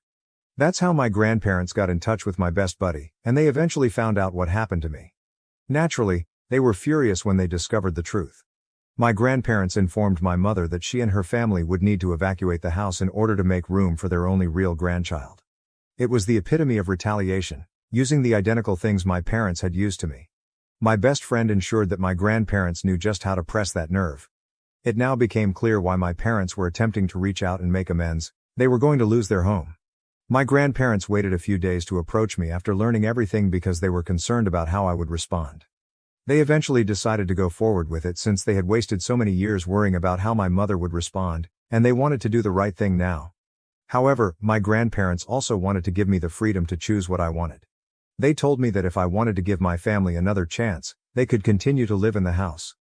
But if I wanted them to leave, that is what would happen. Apparently, when they came, no one in the family seemed pleased to see them, and I was the only one who appeared truly interested in developing a relationship with them. My grandparents refused to be taken for fools anymore, so I had to decide whether I wanted my parents to have a home or not. If I'm being honest, I suppose I want them tossed out, but that sounds a little harsh. I'm not sure whether that's the appropriate thing to do. What if I told my grandparents I wanted to kick my family out? Update 1. Hello, first and foremost, thank you for all of your encouraging words. It means everything to me, and I appreciate it more than I can express. Regarding my decision, I've concluded that I do want my family to leave that house. I told my grandparents a few days ago, and now they're evicting my family. Of course, there's a lot of legal stuff involved, which my grandparents say I don't need to worry about. My parents have also been emotionally manipulative, particularly Sasha, but my grandparents are impervious to it. After speaking with me, they learned about all the falsehoods my mother had been spreading and how she had poisoned their grandchildren against them. They have no more sympathy for my parents. To be honest, Sasha and her partner are working grown-ups, so I'm confident they'll find something out, just like millions of others. The same applies for my parents. I don't feel guilty about any of it. After all, they didn't feel horrible about kicking me out, knowing I was just 18 and still in school. Despite this, I was able to perform well academically, even though it occurred just before my exams. I urged my grandparents not to worry about my college tuition, but they insisted on handling the student loan I had taken out. They also apologized for not being present for me sooner. We have a lot to talk about and make up for, but everything is going great right now. Update 2. Hello, my grandparents began evicting my family a few weeks back, and they have till the end of next month to depart. My mother is not pleased about it. She felt compelled to inform me, writing an email a few weeks ago in an attempt to regain my trust and heal things, most likely so her parents wouldn't kick her out.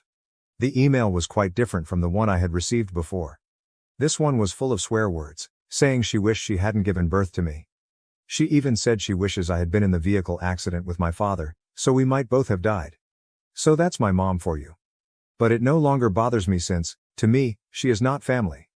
If I'm being honest, my only family now consists of my grandparents, my best friend, her parents, and a few relatives whom my grandparents are introducing me to. My mother broke them off long ago since she didn't want anything to do with her family. It's an unusual scenario, but I'm adjusting. Update 3. Hello, the holidays have just begun, and I'm back home in my old house.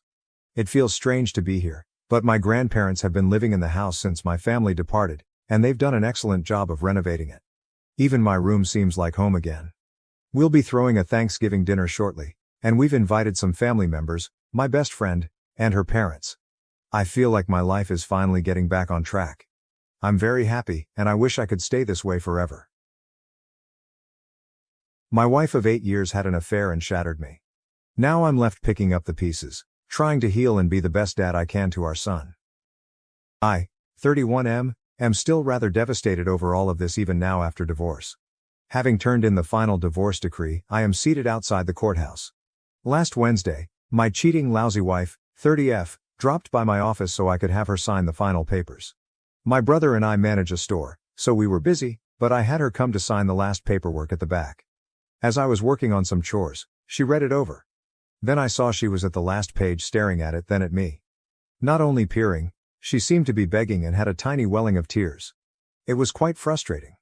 I advised her not to engage in this garbage and to either sign or not. She opened her lips then closed them once again.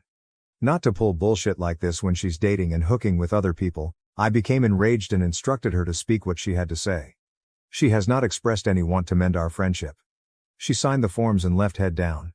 We ended up talking in her car for a second after I had to hunt her down to ask about our stimulus money. She inquired about our son. He's not biologically mine, but I have been there for him since he was 4. Though I try to interact with him every morning, I informed her he doesn't really talk to me anymore. She only nodded and looked dejected. I gently informed her that I was allowing her one chance to speak her truth. She simply stared at me. Furious, I told her she never loved me first of all. She stated it wasn't true, tears running down her face. She wouldn't have considered cheating, I informed her, if she loved me really. Even when other ladies approached me, I had always been loyal. I always turned away as I knew my wife wouldn't enjoy it. I advised her to get in touch with me when she had my money. I wish I had known she didn't love me from the beginning. It would have saved time, effort, and suffering. It is killing me. The hearing scheduled to finish it all is tomorrow. I'm recuperating, rediscovering delight in things I used to enjoy, and loving exercise more. Though I can't seem to find it in me to truly talk to them or try for a date, I'm looking better, getting attention from women, and that's wonderful. Still, my heart longs for her. My heart still loves her. I wish I could take it out and bury it permanently. Though I know I have to go through these emotions and welcome this new life, I'm having trouble. The end of this procedure is surely bringing all these emotions to the forefront. Comments. You did what you were supposed to. You will need time to put this behind you. Her crocodile tears center on losing a home base to Monkey Branch. The greatest disrespect is cheating, and it never comes from a place of love. You're better off, time will help you move on. Thank you for your help, I am working on moving on.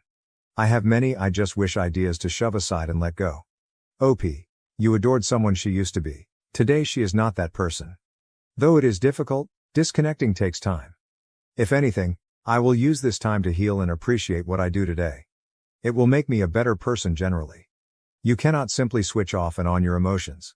Never give your morals or standards any concessions. Don't force yourself to start looking for another companion. Be selective and date when you're ready. Let alone offer my body to another woman. I am not looking to enter yet another relationship. The most I'm hurrying is trying to not feel anything for her. As you pointed out, it's a process. Sometimes, oh man, I do want to sacrifice my morals. I want to tell each parent of my son's soccer squad everything about the person she is and email blast all of them. I want to print flyers to plaster her preferred locations and publish it all over Instagram. But none of that is me. I know that person is not who I am. I'm just still hurting and really trying to mend. I greatly appreciate your nice comments and support, they really mean a lot. I understand that it seems so unjust and as if justice does not exist on our planet. Don't jump in the mud with the pigs, you'll get dirty too and be mistaken for a pig. My grandma often advised me. Never treat yourself less than that. While some individuals reject karma, indeed it is quite gradual but also meticulous. She will be revealed one day, or something will transpire to grant her the justice she so deserves. You only have to be loyal to yourself. Your children will also see it. They will know you as the one who did not devalue themselves. Just treat yourself politely. Update 1, yesterday was that. Here I am today, single and most certainly in shock. Other than having this massive pit in my gut, I'm not sure how I should feel. She understood the timing of the hearing, but I find a Zoom call to the court to be just so impersonal. Of course, I realize, safety comes first. Still, it doesn't particularly feel real. It really hasn't really sunk me. I mean, I can acquire a copy of the signed document and declare myself to be divorced. A couple of my buddies want to know whether I want to go celebrate. They want to be there for me, they are lovely about it. They are not being nasty or resentful. And that feels great. I simply have not known how to approach this. I should be feeling free, yet maybe I should be crying once more. Oddly enough, I simply want to hear my wife's voice. Unfortunately, I no longer have a wife. Some stranger that sounds like her and wears her face. Though it's only a resigned kind of sensation, I can sense tears gathering. Here I am, simply me. Furthermore, my dog. I have very few friends, but they are the finest. I have a great and fantastic family. Thus, support is discussed. I merely feel empty, exhausted and drained. What should my next action be is unknown. Tell my son that it has happened over the phone. Say F it all, and go to Italy to begin exploring sites. Go back to Vegas with my old buddies for a desert recharging trip. I truly want to be laying here in silence, staring at the ceiling. Naturally though, life has to go on and so should I. I appreciate all of your support and ideas, especially book recommendations. I'm eager to at least start since I'm picking those up today. I never imagined myself in this place. Notes: Italy's timing is horrible, but whenever it becomes sensible, that has my enthusiastic vote. Vegas is a temporary prospect with friend events instead of the still skeletal and dreary casino resort life. Mountains and the weather are just beautiful. I left McCarran yesterday straight out. My friend, I find myself in the same boat. This afternoon at 3 o'clock I am signing paperwork. She departed and deserted our family on our 22nd wedding anniversary almost 2 years ago. I say every word you are using exactly. Simply said, I feel hollow and worn out by the struggle. Hang in there, friend, better things are just waiting for us. One breath at a time, one stride in front of the other, we simply have to be patient and gentle to ourselves. Recall this, we deserve better. Damn, I sense your words suffering. Regards, apologies. Update 2. The last post I produced was seen above the last time I blogged. Right now it's really upsetting me as I'm still kind of disoriented inside. Like me, my ex-wife, crazy to type it out, was off to work.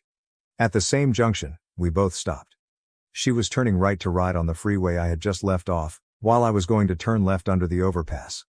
Like metal butterflies ripping up my insides, my heart and stomach sprang with the same familiar, exhilarating and lately terrible sensations. We made eye contact until the light changed, then each drove our separate directions. Both literally and metaphorically, I could not think of a more appropriate comparison for the state of affairs. Still feeling longing, grief, rage, disappointment, nausea, and a rainbow of other depression-inducing emotions, here I am typing out my pain. I wish I could be indifferent for the love of God. I wish I could rip out, root and all this deep-seated affection. Her and her stupidity justifies nothing. Though it's exactly what I want not to feel, is still in love with her.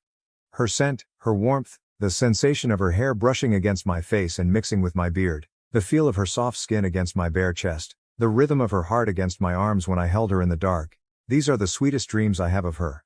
Recently they have been most vivid. She left such an effect on me when it was so darn simple for her to demolish everything we had created together. Yes, I understand it is past. Indeed, I understand the sensation might never go away.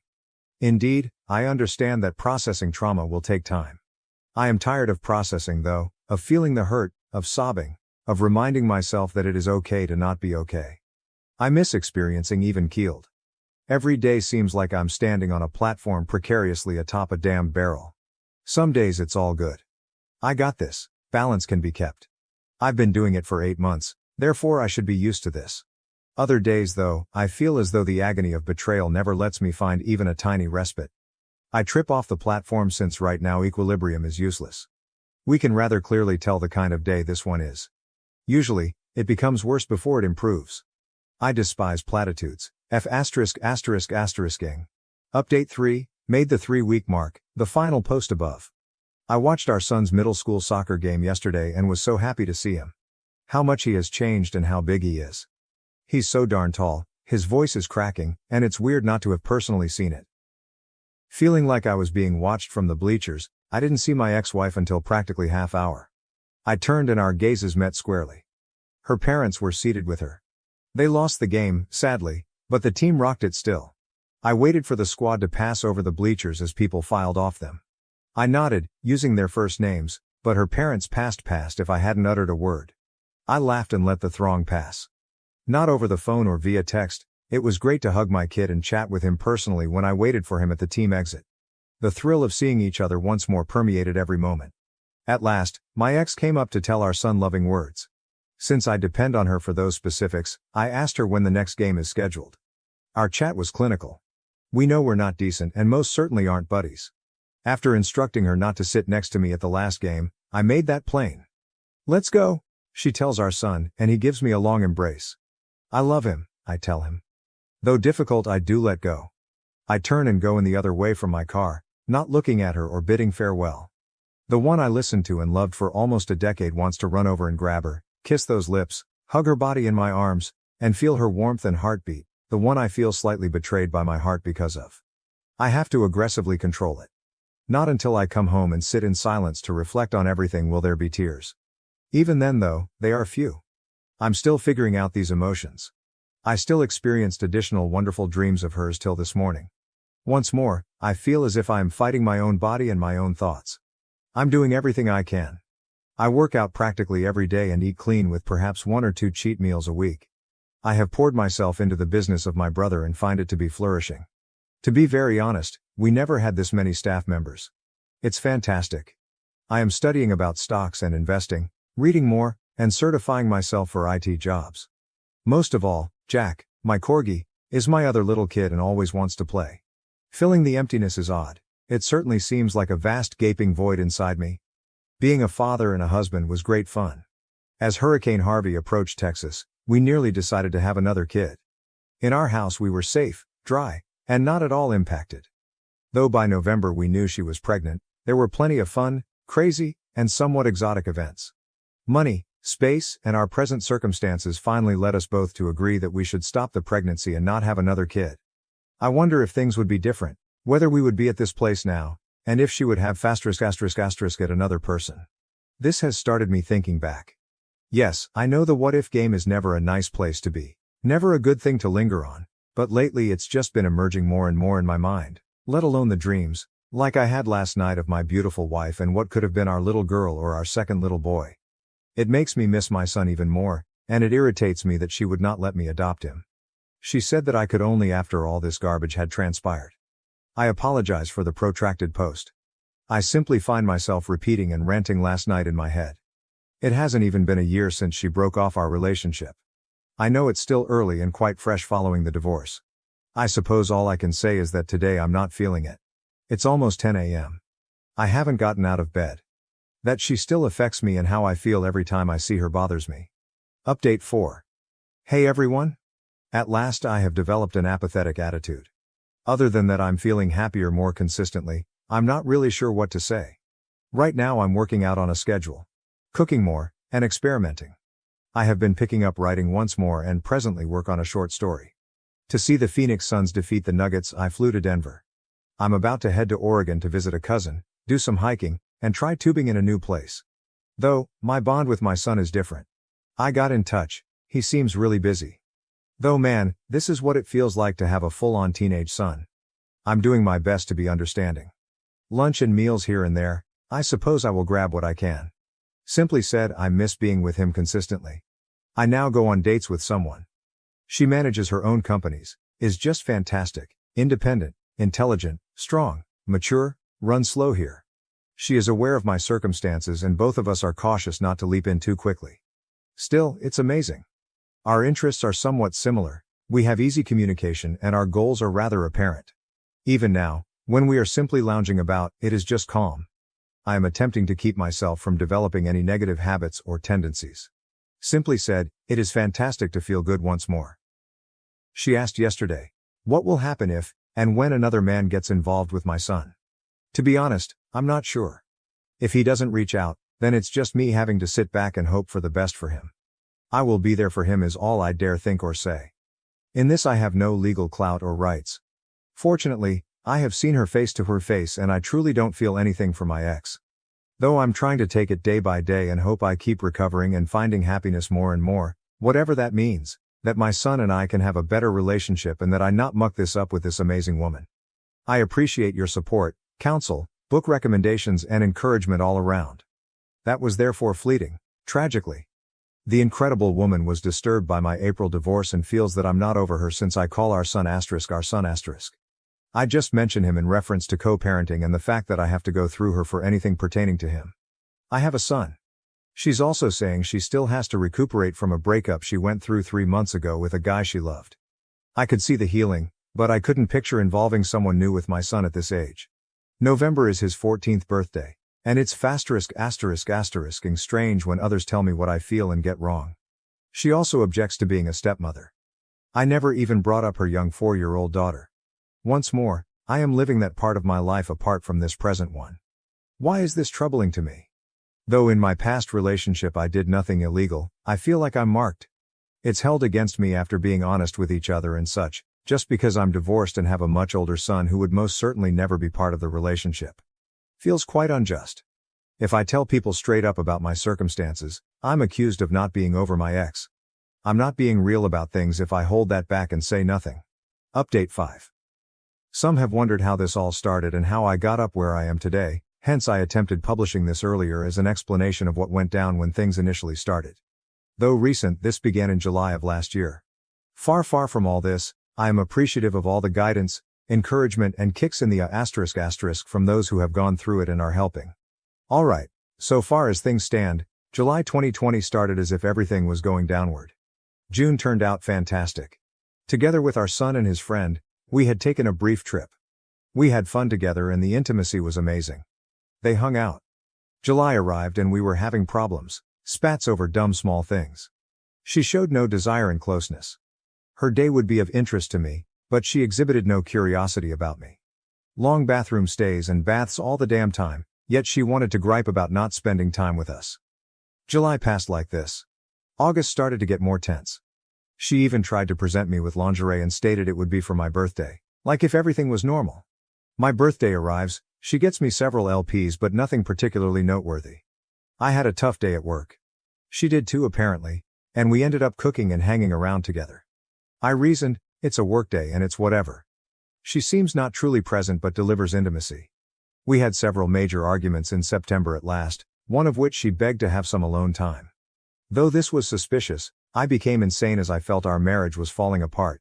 As correct as me. Taking the dogs, I headed to spend the evening with my brother and his family.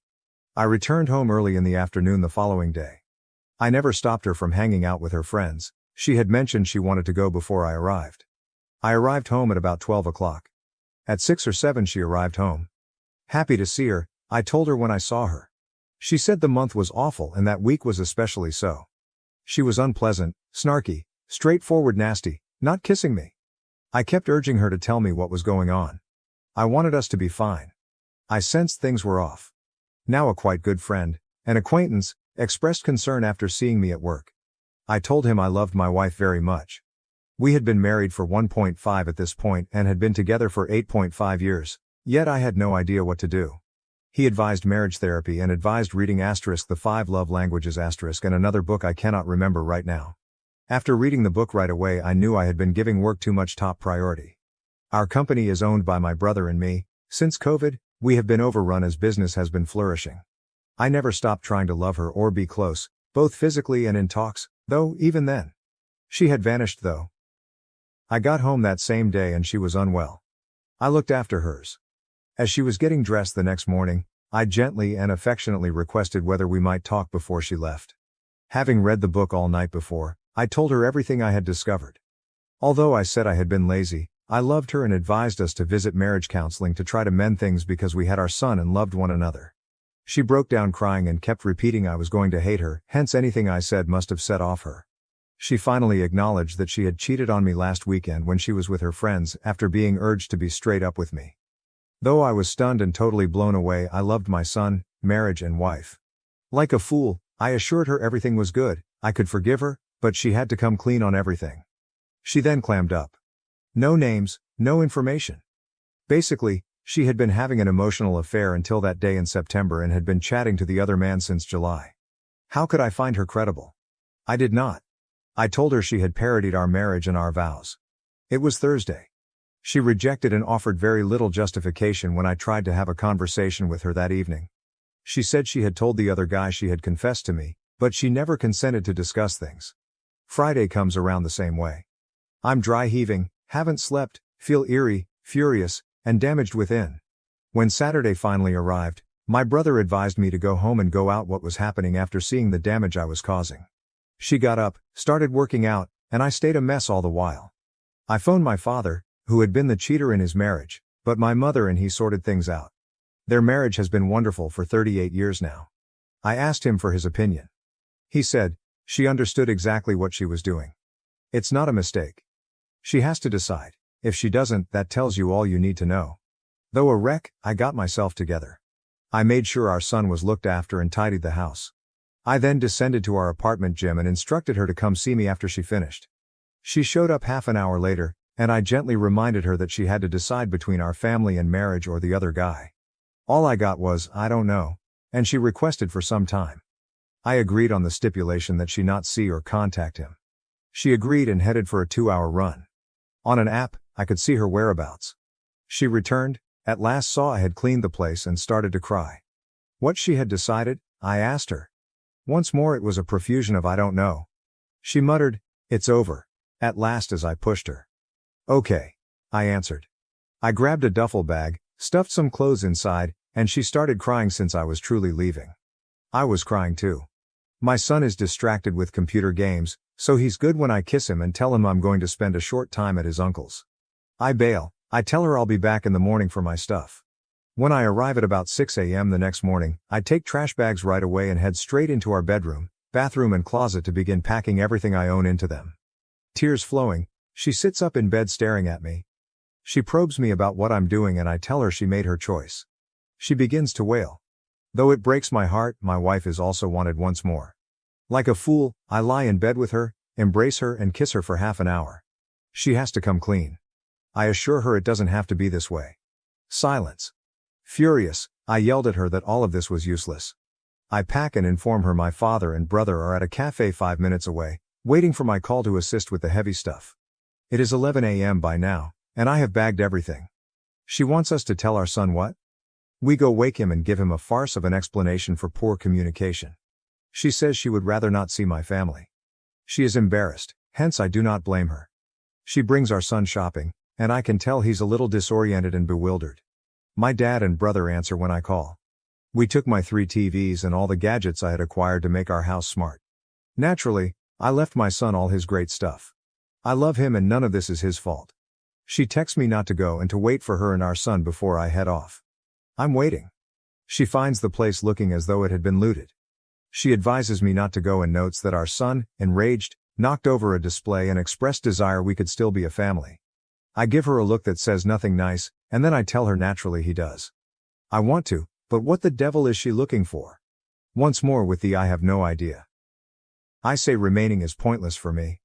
She should notify her parents as, should they discover it from our kid, they would be enraged. The first week of October arrives next week. I attempt to keep our son on a routine. Some mornings I have to be at work early, so I show up for him, drive him to school, and make breakfast. On other mornings I take him to see his grandparents. I load everything on her parents when they inquire about what's going on. She is sticking to her foolishness even though I tell them we should mend things. I'm not clear. Having learned to love and respect one another, her dad is angry and depressed for me. She is texting me about how she hates herself and finds it hard to believe she accomplished all this. She is still chatting to the other man all through. She even inquires as to if we may get back together. I tell her she knows what she has to do if she wants me back. During the week, I pick up my son after practice and head home. I love him, thus I consent when he wants to show me something. We spent 1 hour in his room. She's a wreck when I walk out to the living room. She approaches me closely and wants me to sit down with her, encircling me with arms. I almost give in, but I get up and tell her I'm not doing this if she's still chatting to or involved with this man. She claims she cut it off, hence I sit down and hug her. We even gently kiss and I touch her. The phone then rings, a new ringtone, and I know she is panicking inside. From her end he has been phoning all day. I ask her to show me she stopped it and stare her in the eyes. She starts to cry and objects. She understands what she has to do if she wants me, I remind her once more. I'm still returning throughout the week to pick up my son from school and even cooking meals to store in the refrigerator. She is not doing laundry. I have to push myself not to do it for her. But I find my son smells from not washing and his blankets are dirty. Her neglect of him calls for me to chastise her. Her friends wanted to take her to the Renaissance Fair that weekend, and I find it amazing how she is acting as if everything is good. She asks whether I might spend a few hours watching our son. I want time with him, therefore I say yes, but even I know I'm not really ready for that. I agree otherwise as well. 4 additional lads walk out and get in my car when I show up after work to fetch him up from his friend's house, probably a sleepover. Not at him, but at her, I am enraged. She understands from my call that I would be leaving should she not return. She is behaving all piffy about it and it takes 3 hours to return. She has the arrogance to argue that spending her birthday with pals shouldn't cause her guilt. She took advantage, and this is never going to happen again. She should feel horrible given all that is going on. Weeping, she asks, "What, am I only supposed to be a mother?" I don't say anything about that either, but god damn it, yes, you picked this before I even entered the scene. We chat a little longer, and she even invites me to stay, to sleep in the same bed and be close. I turn it down and head off. My son strikes me as depressed. Even though it's taxing both financially and emotionally, I keep seeing him since now I'm just 45 minutes away. Her parents just know what I have told them since she is avoiding them too. This is October 25th, the birthday of my ex. Things have been strange. I am shamefully performing the pick-me dance. Monday here, and I'm sending nice video greetings, but she seems apathetic about it. I start with a little present, working my way up, then I go in the morning to look after our son, drive him to school, and then I do what I always do on her birthday week. I cleaned off a picture of the 3 of us at a pumpkin patch when we first got acquainted. It's a lovely image. I developed this itching inside me just before leaving. Though I had no idea what set off me, I started looking about. Opening a fresh shoebox, I discovered a new vibrator, a new dildo, and new butt plugs within. When I left, I had tossed every toy we owned. She preserved the container as well, and the postmarks date the day I left. Even a gift note including the man's name. Then I found a note tucked within the shoebox. It came from a woman, but her last name matched that of the AP's other gift note. Opening it, I came upon a picture of a family. 2 small boys, a baby, a dog, a guy and a lady. Along with it was a letter informing my ex that she might retain AP but had wrecked her marriage. The woman clarified that she had learned about him from the toys he had sent. I snapped pictures and went right to her parents to show what I had discovered. "Get a lawyer, get all my ducks in a row, and then file," her dad advised me, same counsel many of you had given me. That same day I did that. When it arrived a few days later, I handed her the paperwork. We sat on it for months. We attended soccer matches, had a few private evenings, but I wouldn't dare sleep with her even though the chance presented itself. At one soccer game, she eventually observed that I wasn't really at my best. I prodded till she said she was seeing someone. That following week, I turned in every file. We seem caught up right now. Update 6. I returned to the same vacation location I visited last summer in order to snowboard. Just me out here, this was my first true adventure. All wholly mine. I never made the trip to serve as a kind of diversion or anything else. I visited the slopes 10 years ago and performed rather well. I can't describe how emotionally satisfying it is to be without the drag of my ex-wife, who hated everything outdoors, let alone snow or cold.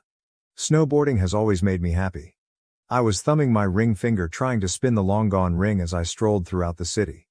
Though we had been separated almost 2 years ago, seeing couples engage in Valentine's Day activities somewhat weighs on my heart. It's strange. I suppose I miss having the ring there, especially what the ring ought to have symbolized. Ultimately, though with my ex, It was only a lump of metal and a false promise. I guess I'm simply reflecting, but I can't describe how quite dreamy this has been. After hurting so terribly, the happiness, enthusiasm, laughing and foolishness that have permeated my life seem amazing. Hell, I'm sore and in pain beyond what I can recall from the last time I went snowboarding, but this ache is one I have totally missed. For those of you who are struggling, however, cliched as it seems, it does indeed get better with time. Spend some time grieving and hurting, then go forward. Improve yourself for yourself. I appreciate everyone being there and listening. Update 7. The divorce occurred 2 years ago. This is the month the divorce was finalized. As the title suggests, the dreams are resurfacing. Strange seems to be the situation. Dreaming, we find ourselves at a house I have never seen before. She begs me to accompany her upstairs. We both are nude. We arrive upstairs to what looks to be our room, and she looks me up and down, giving me that smile I remember and liked, then says, "Hi." I have nowhere to start. She walks up, puts her hands in mine, and all I can say back is, "Hi." She presses her body into mine and I encircle her in my arms. Her beautiful skin and warmth really speak to me. She smells her shampoo even now. Actually, I'm pleased my dog woke me up seconds later. This is my second dream for this month. Not since last November, not seen my ex in months. Emotion such things is strange. More of a what the heck kind of emotion. One reason all of this is happening could be my recent house building on my own. I guess I'm just sort of airing out my mind. Today feels odd. My warmest wishes go out to those of you hurting. Update 8. I met with my son yesterday in great anticipation. Since his last birthday, I had not heard anything significant from him. It has been killing me. Again though, I understand how teenagers behave and I'm sure he has a lot on his plate with his middle school to high school change. His mother's obnoxious boyfriend is also a factor.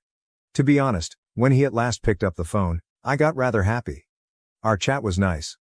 It took a moment of me telling him what I'd been up to, building a house, our corgi getting older, and as always, our love of video games, to pull him out of his shell. High ranking in Rocket League, he has been invited to a competition including pros scheduled for Twitch broadcast. I really am thrilled for him. We should keep chatting. He promises to email me the link. From his now totally different voice, I take it as a little triumph that he still thinks of me as dad. I am flattered and happy. My heart started feeling it once more a few hours after our afterglow conversation. It was more of a dull ache, just aching deep down within me. It hurt and bothered me enough to cause me to hardly sleep last night. Seeing my attitude, my father asked what was bothering me. I first found it difficult to actually put it into words, but the second time he asked, it came naturally. The weight and suffering still exist even if I'm completely happy when I have my son and can still be a part of his life in any manner he chooses. It's enough to keep my head spinning over why. At this point, I realize the cause has no bearing on anything or would provide comfort. Everything is done and accomplished, however even 2 years down the road it is still fresh and painful. My pride in being my son's dad and my emotions of love and admiration for him are so entwined with the love I had for my ex, which now simply acts as a painful reminder every time I see him. Though I can't say I know what you're feeling, coming from this side of your situation, you may need to ask yourself if the pain and suffering are worth it for your mental health and general well-being. My father, a cheater in his own time but someone who makes amends and keeps on doing so, told me. Though you love him with all your being and the time you spend brings enormous delight, it follows days of rehabilitation for you. I am not advising you to give up on him as, if it were me trying to be there for you, I would never stop.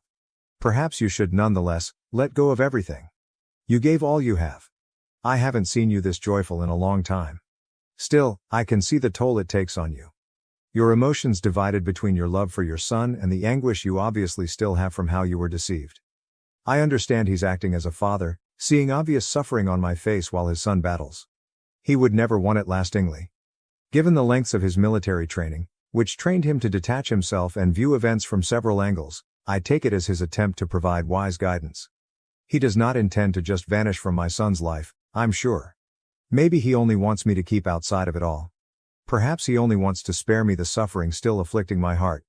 Just letting my ideas float about. My best wishes extend to everyone suffering right now. Particularly to those in healing, remain strong and keep cheerful.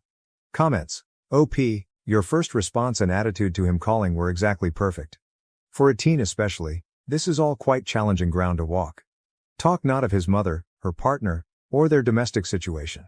Create an oasis out of yourself and your relationship with your son. Be in his life a non-judging lighthouse. Should the matter come up, avoid pledging yourself to a position. Still keep your distance and objectivity. Find out his short-term bucket list. Perhaps you two might handle a few of those jointly. Luck. I agree absolutely and thank you. Out of our conversations, I make sure to keep any reference to his home situation or anything about his mother away. I concentrate on talking about just him and me and avoid passing opinions. Though it feels like negotiating in the dark, I am trying to assist him with a list. That's the intensity of my affection. I won't give up on him. Thank you for the guidance. I will keep making sure that what we publish is a refuge. My wife wanted half of everything I owned after sleeping with her ex, so I vanished and rebuilt my life in secret, only to find true love. Though I was wrong, I had thought the day could not possibly go worse. To top it off, my boss, the company president, called me into his office to chastise me over a mistake made by someone else. The whole week at work had been terrible. When I got home I found that my sister-in-law's car was blocking my driveway, so I couldn't park close to my house. I had to park 3 doors down as the teenage son of a neighbor and his buddies had parked automobiles all over the street. Coming inside the house, I wondered why I bothered. From the day we met, my relationship with Susan, my wife's sister, had always been tense. Though I couldn't understand why, she seemed to despise me right away. Moreover, despite my continuous attempts, we hadn't been intimate in about a month, thus I had little expectation for a special evening with my wife Janice.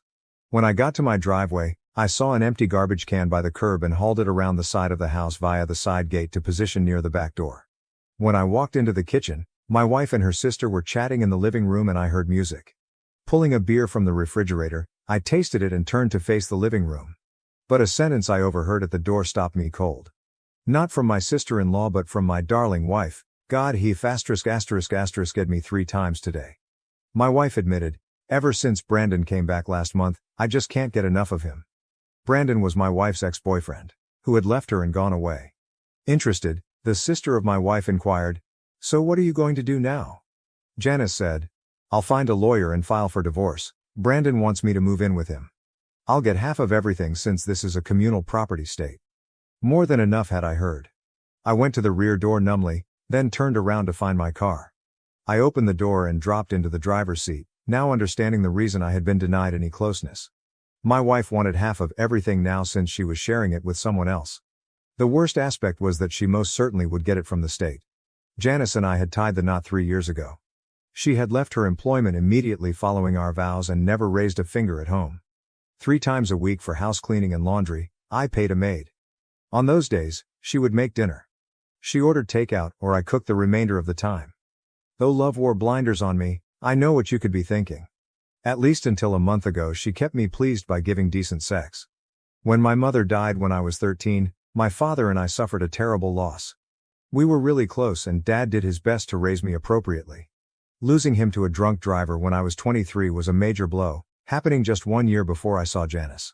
Taking almost $2.5 million from Dad, I carefully managed the money under the direction of a competent broker.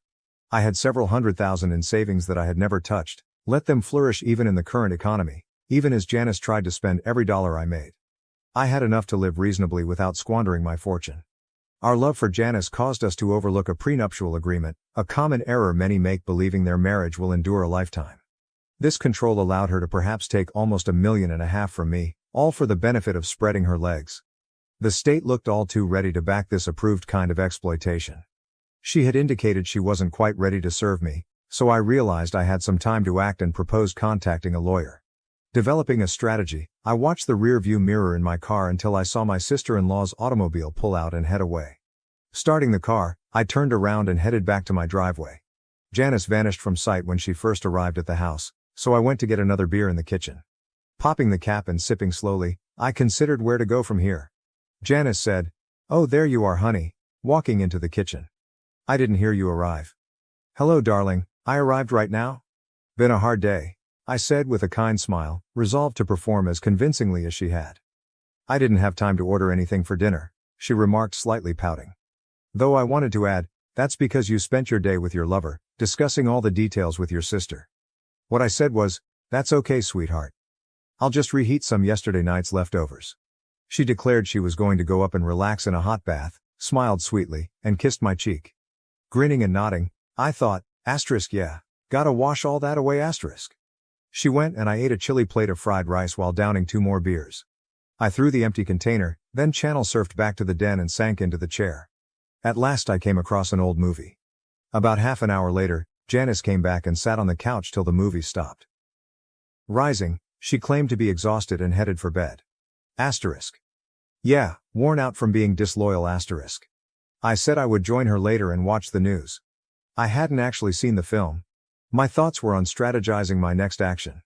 Knowing I had little till Monday, I made it through the following few days working in the yard on Saturday and golfing on Sunday with friends. I handled my inherited holdings over Monday's call to my broker, and got everything sold. Being in top management let me quickly cash in my $401k, thus avoiding penalties. By Thursday I was ready to act. I told my apparently loving wife of an emergency and said that I would be heading out for a week on corporate business. All I needed was 2 suitcases packed. I had kept all that meant to me when we moved into this house. Nothing else I wanted fit her taste, so there was nothing else I wanted. She chose the furniture, hence honestly I couldn't give a damn about it. The silver lining in this was that we were renting the house, hence I had no financial commitment connected with it. We were looking for the perfect house to buy after just selling my unit. When I say right, I mean right as judged by her criteria. None of the homes we looked at seemed to fit her standards. I carried my bags out the door Friday morning and gave one more kiss on the cheek to my wife, load them into my Lexus, and I left without looking back once. My first stop was at the house of an old friend I trusted entirely. When I suggested a trading title for his repaired 4-wheel drive car, he was shocked. Having told him about my circumstances, an hour later I was traveling west. I questioned whether anyone would link me to this car, and Jake assured me the car I traded him for would be kept under cover in the garage for some time. I paid with cash for the next 4 days for everything. To try to leave no paper trace, I had canceled all of our credit cards. Thanks to my broker, most of my money was securely buried in an offshore account. I set up with him a mechanism to handle fund transfers as needed. There was enough cash stashed in the SUV to last for some time. The toughest were the evenings spent in motels.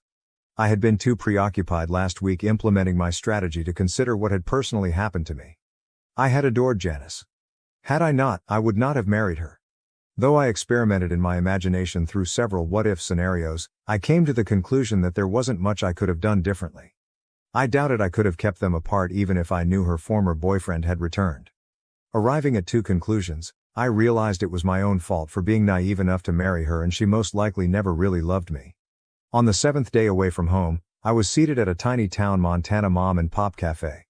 By now my purportedly loving wife must have realized that our bank account was empty and that all of her credit cards were canceled. I wondered what she was up to. An older couple seated at the adjacent table caught my attention and broke off my thoughts with their subdued talk.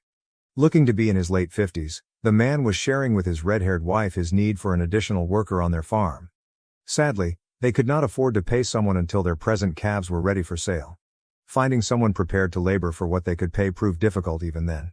As I finished my last mouthful of food, I got up and went over to their table to apologize for listening in but also offer to help them. The elder man examined me closely, assessing me. I don't understand how you could accomplish it. You know I can't pay you anything if you overheard what we were discussing. What if I merely need somewhere to live in return for my work? I proposed. His eyes contracted. Colleen, excuse us for a moment while I speak to this young man outside, he told his spouse. Rising, he watched for me to trail him. He turned to face me once in the parking lot, where our chat would stay private. I judged him to be roughly my height, 6 feet, with broad shoulders and no fat at all. His face revealed the rough lines of years spent laboring outside, and his once black hair was mostly gray. Who the hell are you? Are you part of the Wilson Ranch? He inquired, a little wary. Defensively raising my hands I said, hold on there mister.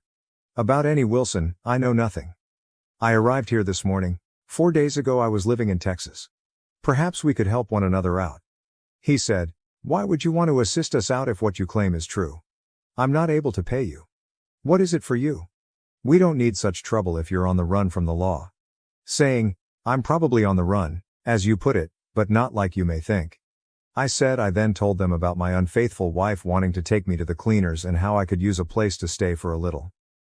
Nobody have I robbed or killed. I'm just attempting to retain what is rightly mine. Should you have a place I could stay, I will work for you in return. I'll pay my own way.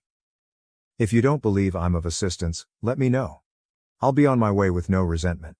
Examining my face, he continued. I think I would be a fool not to at least give you a shot if what you're telling me is the truth. I must tell you straightforwardly though, the Wilsons are trying to have me sell my land to them. Though I wouldn't write it past them, they haven't done anything dishonest yet.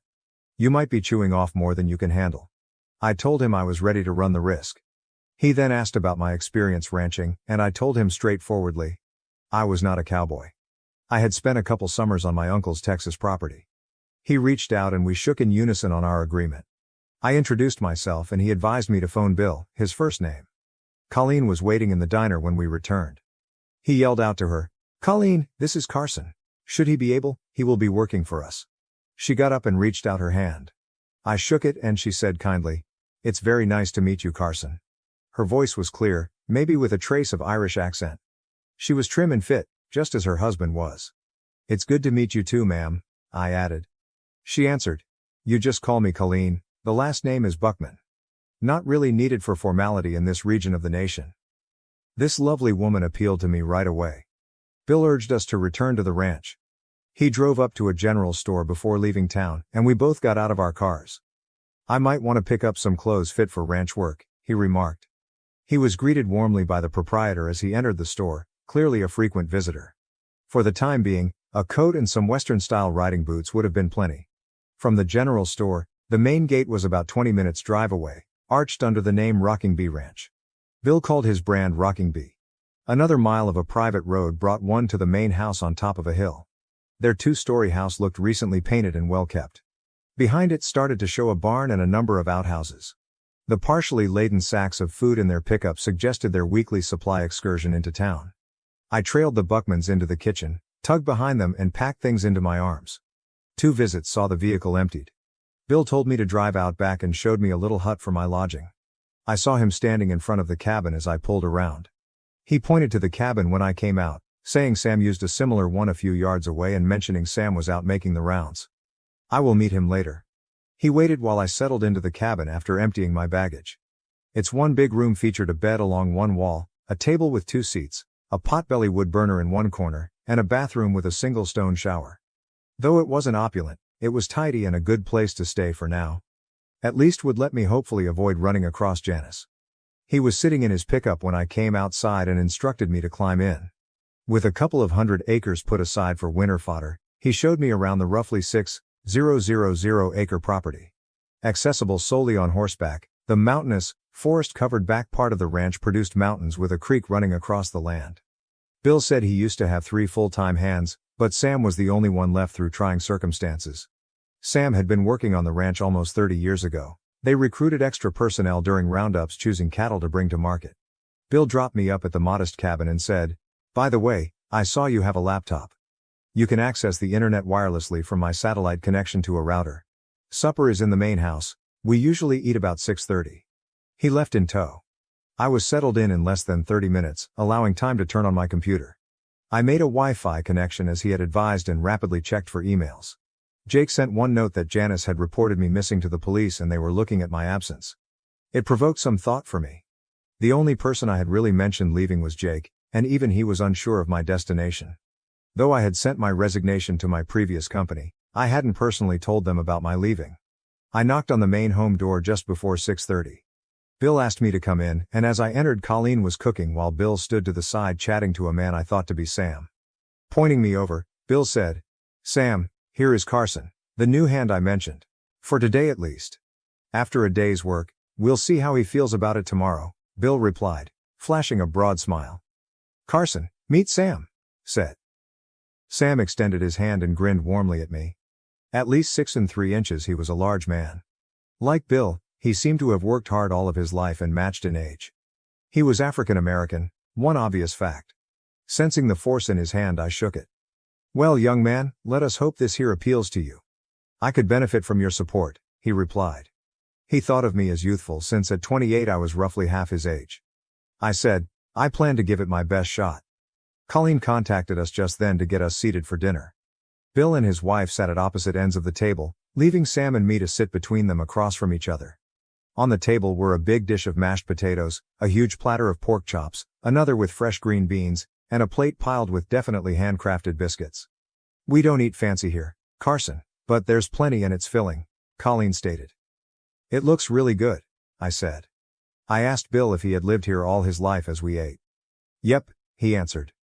Starting this ranch, my grandfather handed it to my father. Now it belongs to Colleen and myself.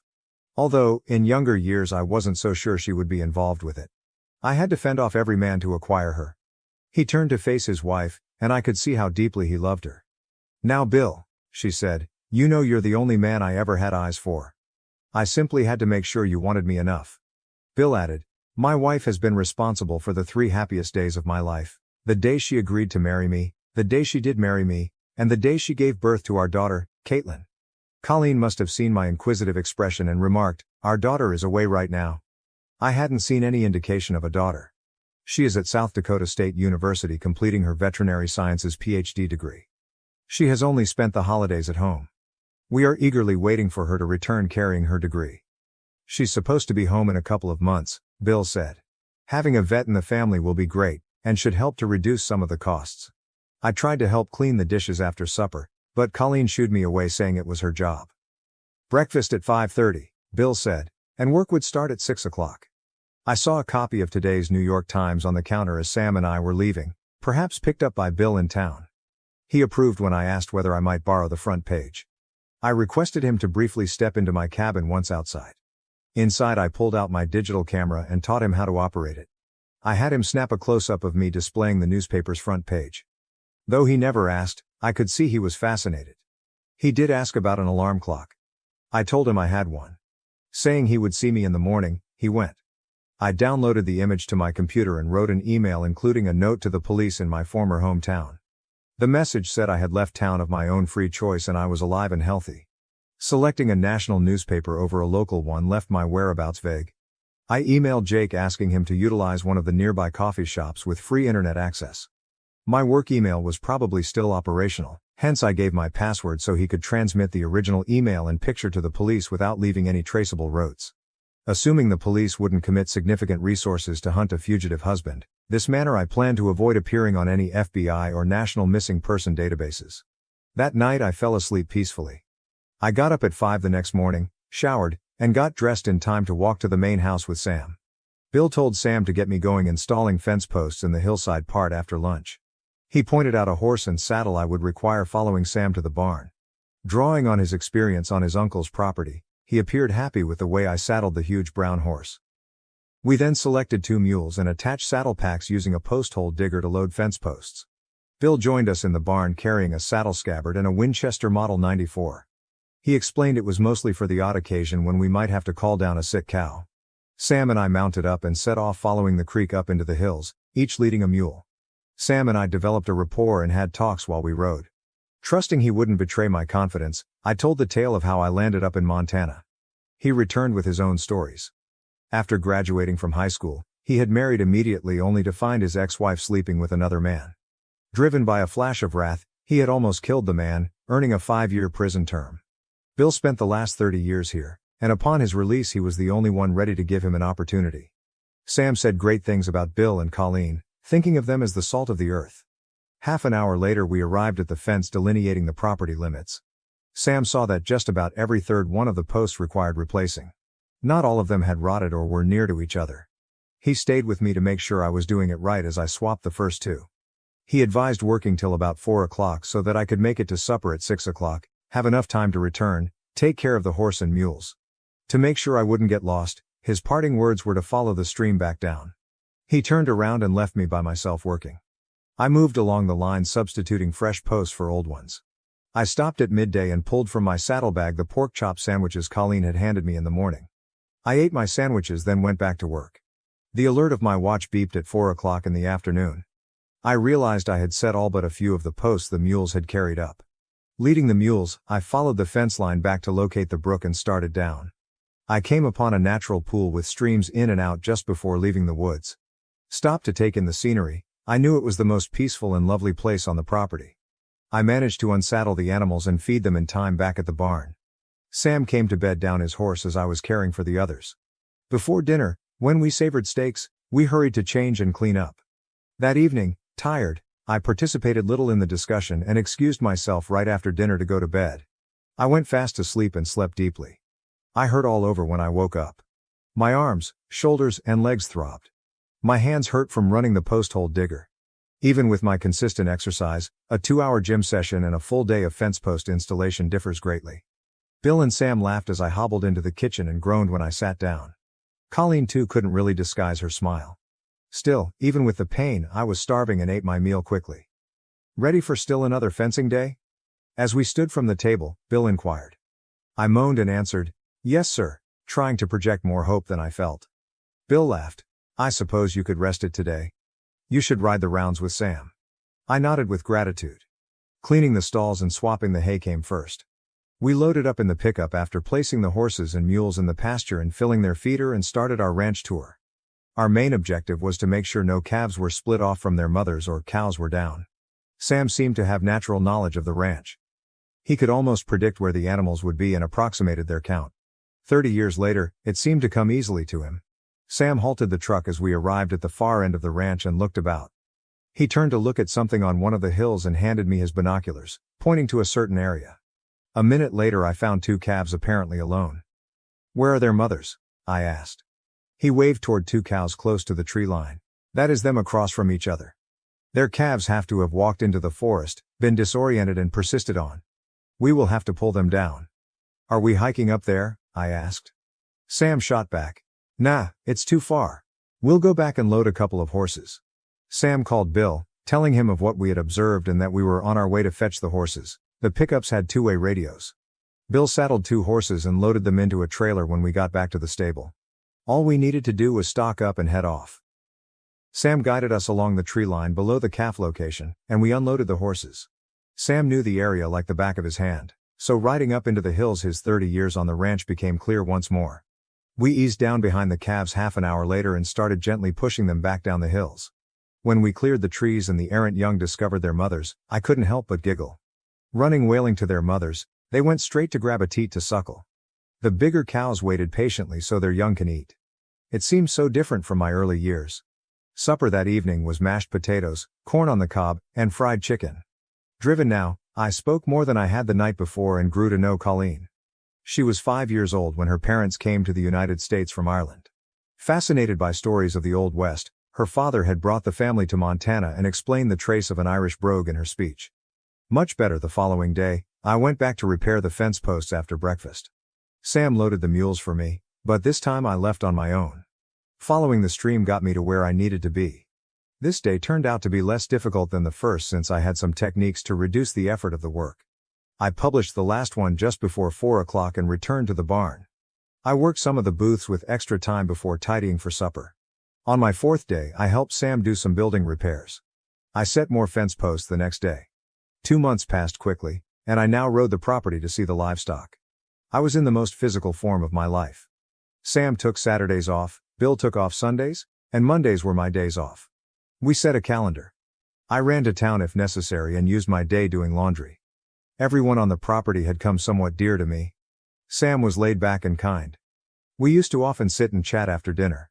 We got along great and I really respected Bill since he was honest and diligent. Though I could sense Colleen had some fire in her, she was quite lovely to Sam and me. She and Bill were a wonderful couple taken all together. Colleen and Bill were becoming really enthusiastic. Colleen told me during Friday breakfast that her daughter would be home in 1 week. That day it was my turn riding a horse throughout the forest, looking for cattle that might have strayed into the hills. About 4 o'clock, I headed to the creek, turned to follow it down, and arrived at the pool below the waterfall. I stopped, got off, removed my shirt and knelt down to the water to dip my bandana into the cool stream. I started clearing the dust and sweat from my neck and cheeks. A whinny from downstream drew my eye and I turned to find a horse and rider heading right. I first assumed it was Colleen, but I soon understood this was a younger rendition of her. With her identical crystal blue eyes and red hair like her mother, this stunning woman could only be Caitlin. Riding up, she halted several feet from me. She asked in a chilly voice, "Who are you and what are you doing on this property?" As I got up and faced her. "Saying the name's Carson, and I work here." "I don't believe you," she said. My dad explained he couldn't afford to pay another hand. I was becoming a little annoyed at her hostile attitude even with her beauty. I said, "Yeah, I overheard that too. That's probably why I chuckle all the way to the bank each paycheck." She looked at me, whirled her horse around, and gave it a sidekick. I laughed to myself, pulled my shirt back on, remounted my horse and headed toward the barn. I later learned that Caitlin's parents had misinterpreted one another. She had arrived a few hours after I had gone out, much to their surprise. They assumed she was returning home the next week. She had spent the morning and early afternoon with her parents until she said she wanted to ride, something she liked to do but had not had time for at school. She hitched up then and rode to her preferred location, the pool and waterfall. I suppose after 2 months I was old news, and Bill and Colleen had omitted to mention me. I saw the rear of the redhead vanish inside as I made back off to the barn. I got off and started to walk my horse inside. Caitlin had been searching for her father when at last she came upon him in the barn. As she inquired, "Who is that man that was up at the waterfall?" I could plainly hear her strong voice. For a moment Bill considered and remarked, "That must have been Carson. He said he works here, but last time I was here you told me you couldn't afford to pay another hand," she remarked. "Well, he is right, he does work here," Bill said. "Regarding his pay, I doubt that is of relevance for your company. Young woman, I still run this ranch." She choked. "But he said you pay him so much that he laughs all the way to the bank." I had wandered into the barn by then. She didn't notice me, she turned her back on me. Bill did. Grinning broadly, he replied, "Is that true, Carson? Should you believe you're overpaying, I can correct that." She whirled around, locking me in her look. "Well, I would hate to take advantage of you, Bill." I pulled my hat off with one hand and rubbed the back of my head with the other. "Just how much do you intend to lower my pay?" Bill and I started crying laughing at that. She simply kept glaring at both of us, not seeing the joke. "Sweetheart, just so you get that bee out of your bonnet, Carson gets to stay in the cabin next Sam's," Bill remarked. She followed with, "And what else?" "That, and he gets to eat your mother's fine cooking," Bill said. She persisted. "So you're claiming you aren't paying him? Why would he labor for no result?" "He has his reasons, it's not my place to tell you," Bill answered. Then I contributed. "Working to have a chance to taste your mother's cooking is worth a lot, and I don't think she would like to hear you say that it's nothing." She glowed one more at me and bolted from the barn. Shaking his head, Bill added, "She reminds me so much of her mother when she was young. I never imagined I would be carrying Colleen to dinner that evening." Caitlin followed us. She threw me another stinging glance when I walked into the kitchen, seated opposite Sam on the other side of the table. I held out until everyone had loaded their plates before talking. "Your mother tells me you have finished your doctorate in veterinary medicine," I added in a friendly way. Her one-word response, offered without looking up, was, "Yeah." I went on. "Sam says he's nearly 30 miles away and that there is only one other vet in the vicinity. I have no doubt that you will be quite helpful to the people living here." She looked up at my comment and I assumed her eyes softened a little. "Certainly, that would be Dr. Harrison. He is often needed in more than one location at once and has more business than he can manage." Then Colleen said, "I agree with you, Carson. Our Caitlin will deliver a first-rate performance." Throughout the rest of the dinner, Caitlin spoke with her parents and Sam, who had been on the ranch since before she was born. She avoided direct contact with me and I often kept silent. This was her homecoming, and I knew Sam's parents wanted to know what had been happening in her life while she was overseas. I hurried away to turn in as soon as I finished eating. When I got back to my cabin, I looked through my email and found one from Jake. He claimed to have casually asked a friend of his on the police force whether they still regarded me as a missing person. Everything had been dropped, his friend stated, after they got the email including the photo I had provided them. Regarding Janice, Brandon had evidently thrown her as soon as he saw I had vanished with all the money, and it seemed unlikely Janice would be able to get her hands on any of it soon. She was working as a waitress in a city apartment, obviously unable to afford the rent on the property we had been living in. She lacked the funds to get a lawyer to follow after me. She had evidently only married me for my money, and her boyfriend had only desired her for the same reason. My money. I considered it humorous. Though I now only did it every third or fourth day, I was still building fence posts. I had left the hills and was down where I could drive the pickup to where I worked. Loading the posts in the truck's rear rather than on the mules made sense. The morning Caitlin got home, I filled the pickup with posts and drove to where I had left off. I walked to the truck during my regular lunch break and discovered I had forgotten my meal. Colleen would make sure we had lunch if any of us were working far from the main home all day. I suppose I spaced out picking mine. Although I could have driven back to the house, I figured missing one supper would not kill me.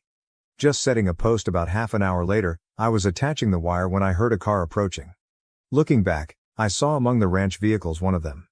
The truck stopped exactly as I was finishing with that post. Turning around, I found Caitlin getting startled. Like the little sacks Colleen packed our lunches in, she carried a little bag. shoving the sack toward me. "Mama said you forgot your lunch," she said. "I grabbed it from her out here." "Thanks, Caitlin," I answered. That was rather courteous. As usual, I checked the sack and found 2 sandwiches. She shook her head no as I pulled one out for her. I offered the other. I rolled my shoulders and headed to eat from the truck's tailgate. She strolled over to where I was, roughly 5 feet to the side, and simply gazed at me. I ate with my eyes fixed in front of me. At last she questioned, "Why are you here?" Turning, I gazed at her and decided to play a little with her.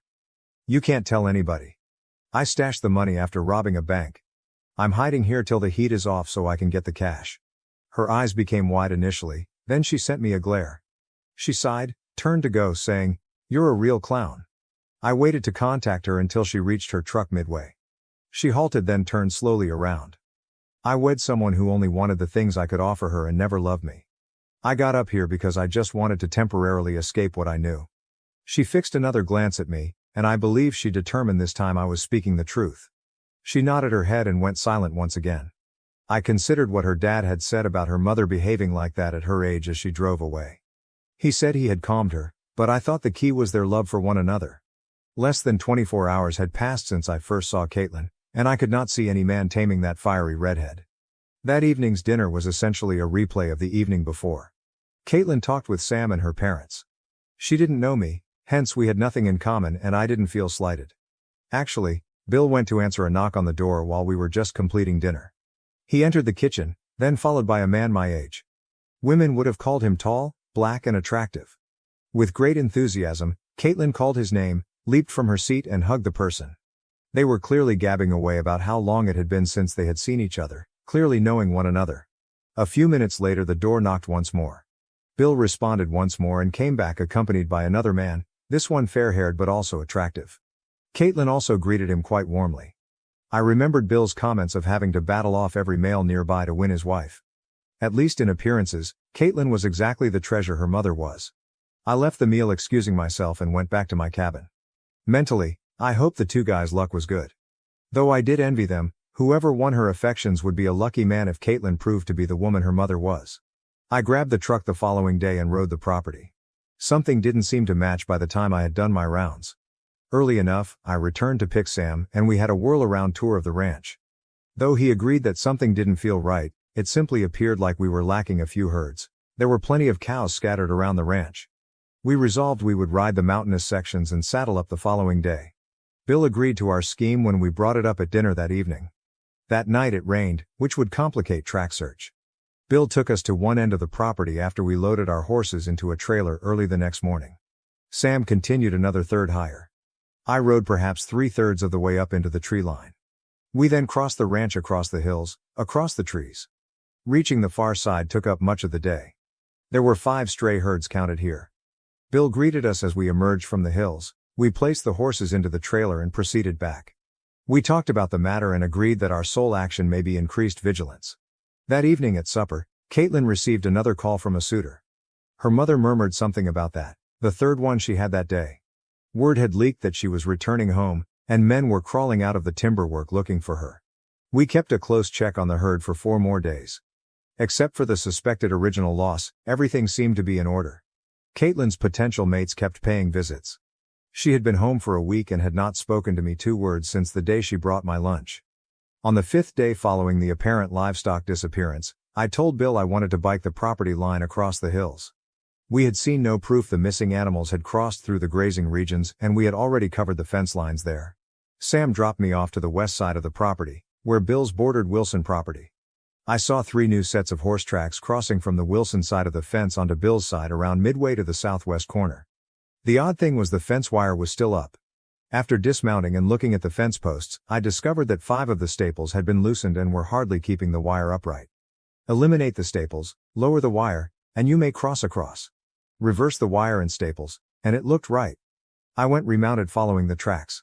Approaching the stream, I noticed 3 horses tethered to a tree somewhat above the waterfall. Still roughly 30 yards distant, I rapidly tied my horse to a tree and drew the gun from its sheath. When I arrived at the horses, I discovered boot prints headed downstream. I staggered to the brink of the waterfall, peered over, then gasped. Naked as the day she was born, Caitlin was in the pool. The image captivated me since she swam across the lake, her naked body obviously on show in the pure water. A movement in the trees to her right helped me to come back to reality. I looked fast around and noticed 2 additional men approaching the pond on the left and 1 guy to the right. I lifted my firearm and fired. On the right, the bullet landed close to the guy's feet. 1 more fast trigger pull and the dirt erupted near the left 2 guys. A blood-curdling scream from Caitlin reverberated over the woods. Rising so everyone can see me, I cried. On your bellies now, I won't be missing the following shot. Stay where you are, Caitlin. She simply saw me standing over her clutching a weapon and battled to hide her body. She hadn't noticed the 3 males. One of the men on the left gasped as if he were about to flee, but as I pressed the trigger once again the bark of the tree next to him burst. Persuaded, he dropped flat down. Looking where I had fired, Caitlin saw the 2 men shrieking once again.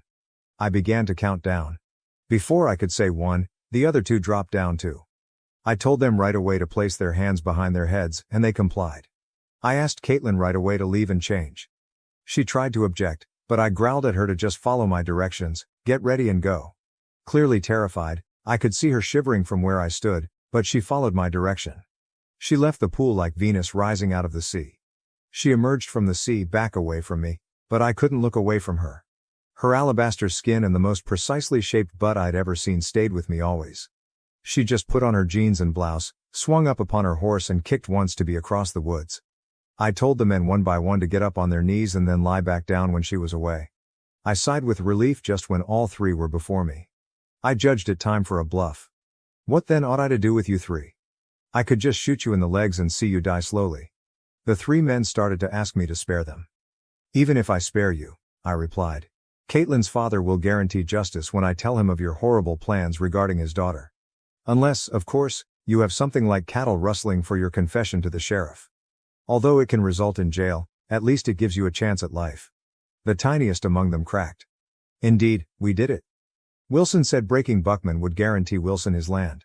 His friend quieted him to close, but he answered, I ain't dying for no damn cows. Knowing Caitlin would be back quickly and her father would surely investigate, I decided to purchase more time.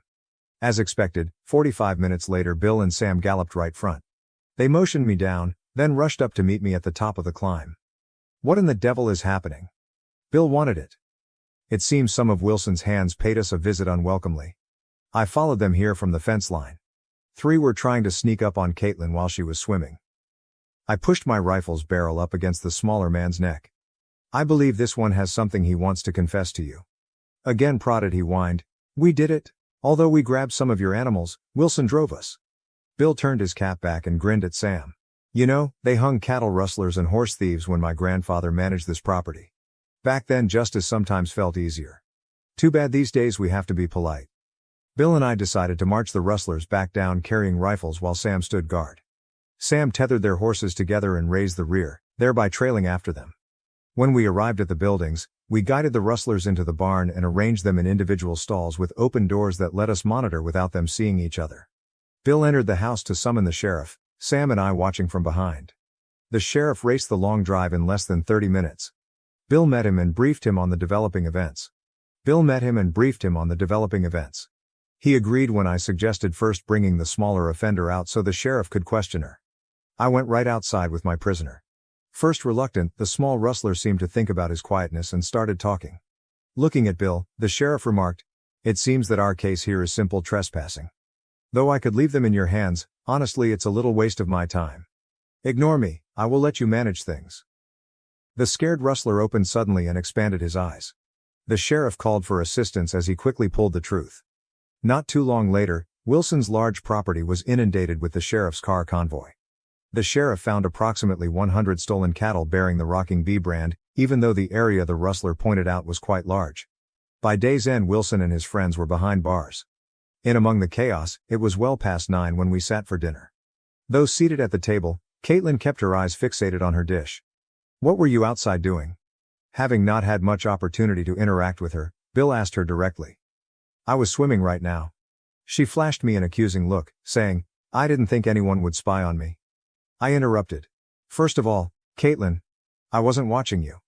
I followed their horse trails across to the stream. Second, think about what may have happened without me. Those 3 were probably not planning a picnic when they noticed you swimming shirtless. Colleen said, Thanks goodness you showed Carson when you did. I shudder to consider what might have happened.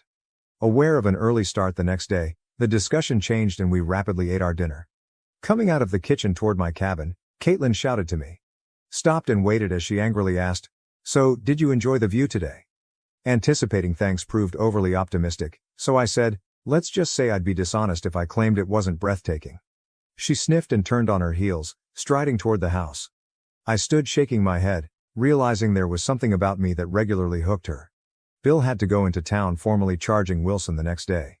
Returning the pilfers of cattle to their proper area would take several days since the prosecutor had to first completely document the case. Sam and I worked through some of the barns renewing the paint all day. We had lunch in the kitchen, but Caitlin declined to join us, a choice that would have been perfectly acceptable. Bill came back early in the afternoon but waited until dinner to report the changes.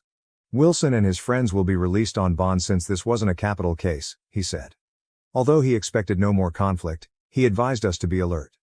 Looking at his daughter, he grinned cheekily and remarked, "If you're planning on another nude swim anytime soon, maybe you should take Carson along, for protection."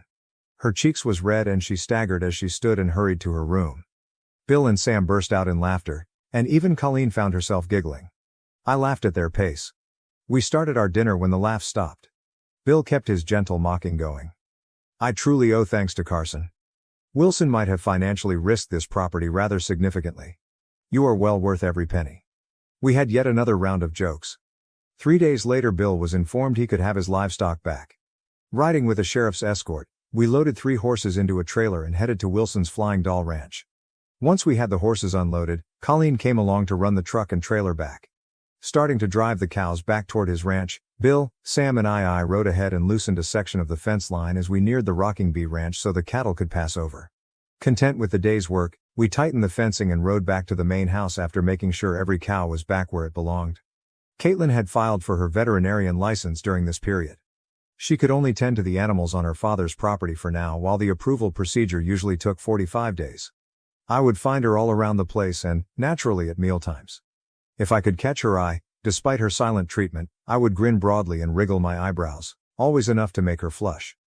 2 weeks following the waterfall incident, we discovered ourselves in the barn at the same time.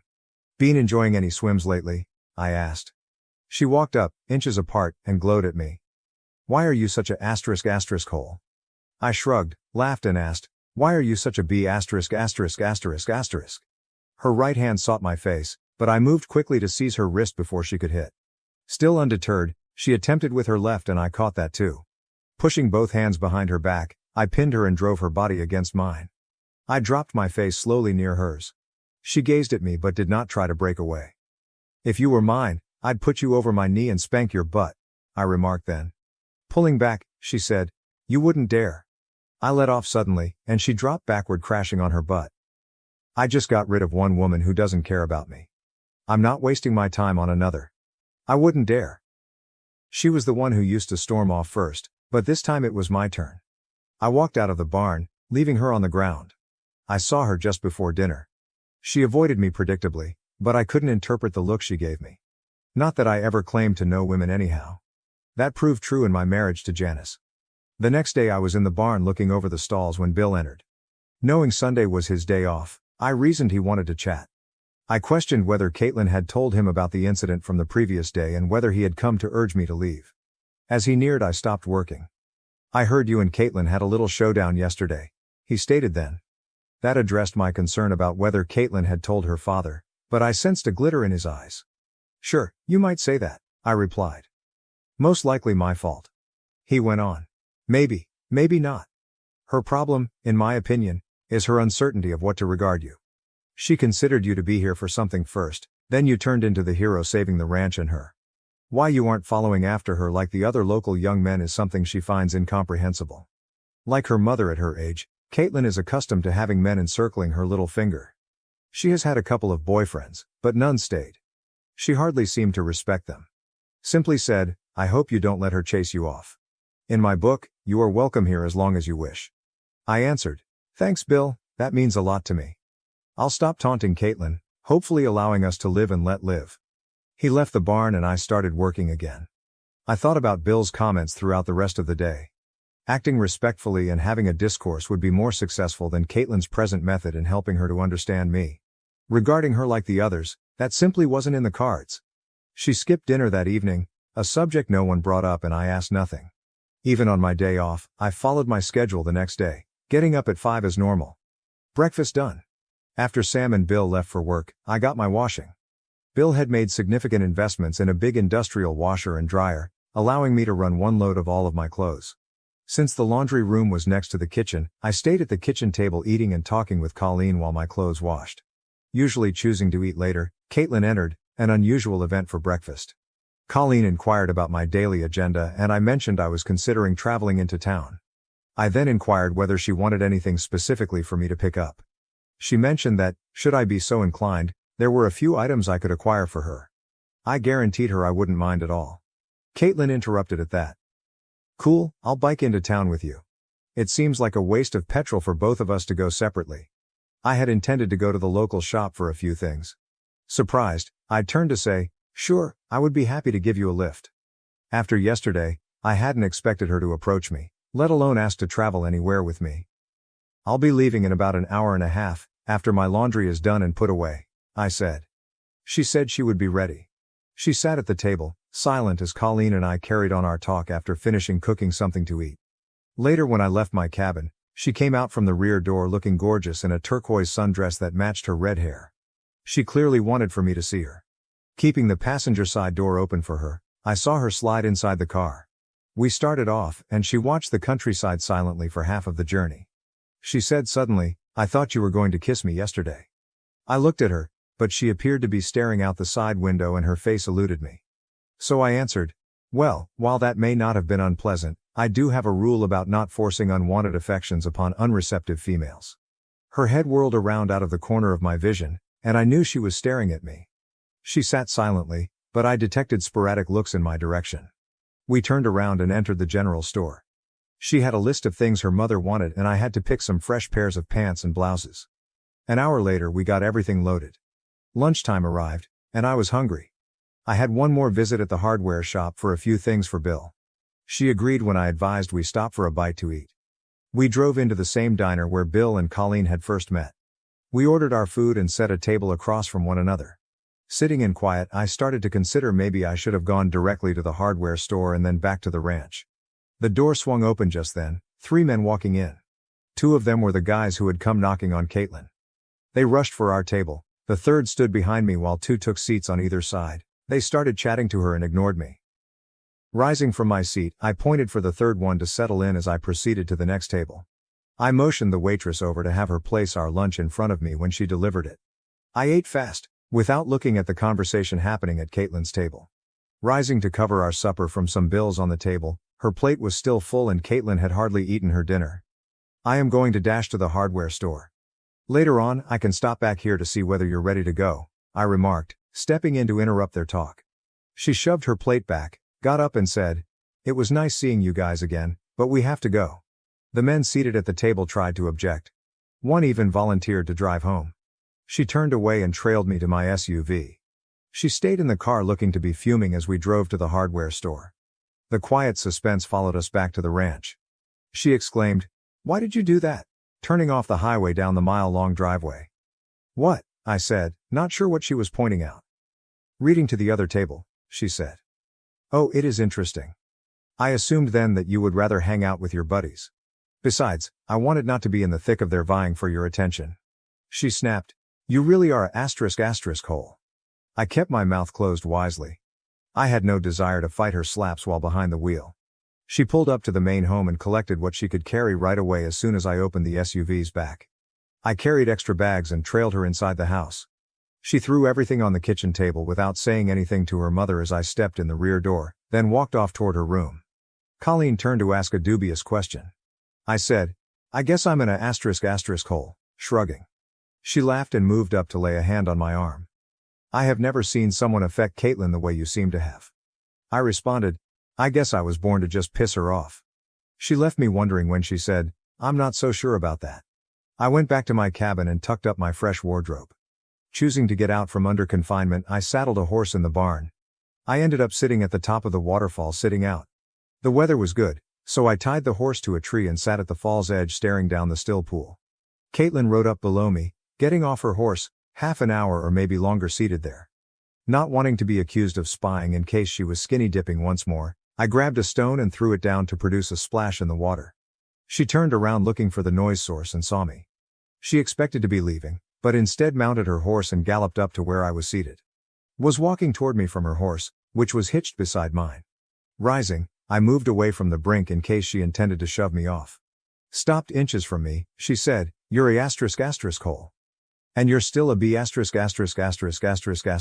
I said. I skipped waiting for her slap this time. I held her about the waist and kissed her, releasing her fast. She grabbed my arm and turned me back around even as I tried to approach my horse. When she grabbed behind my neck and drew me in for another kiss, I was astounded.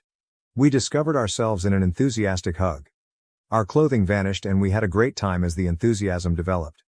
Our breathing settled gradually, and we stayed in a quiet embrace. We groomed, mounted our horses, and rode back. She turned and headed to the main house after stealing our mount silently. I went back to my cabin in a haze and slid into the shower. One thing became very clear: I felt far more for this fascinating woman than I had admitted to myself.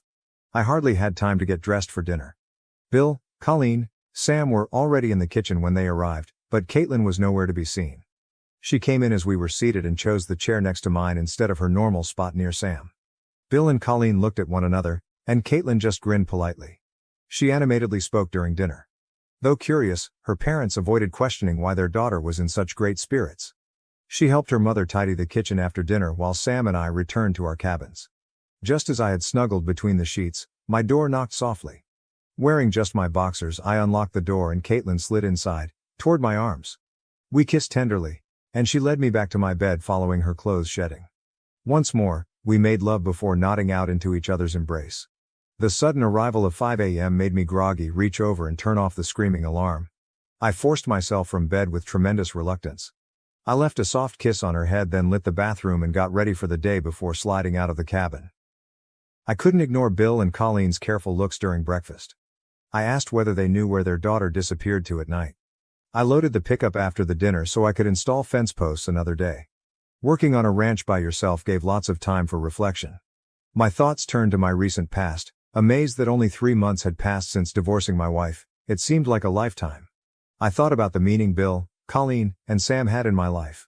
Then my thoughts turned to the lovely Caitlin and the shared events from yesterday. I thought about the kind of love her parents embodied. I found once more at lunch that I had neglected to pack my lunch. The idea came to me and I heard a pickup racing toward me.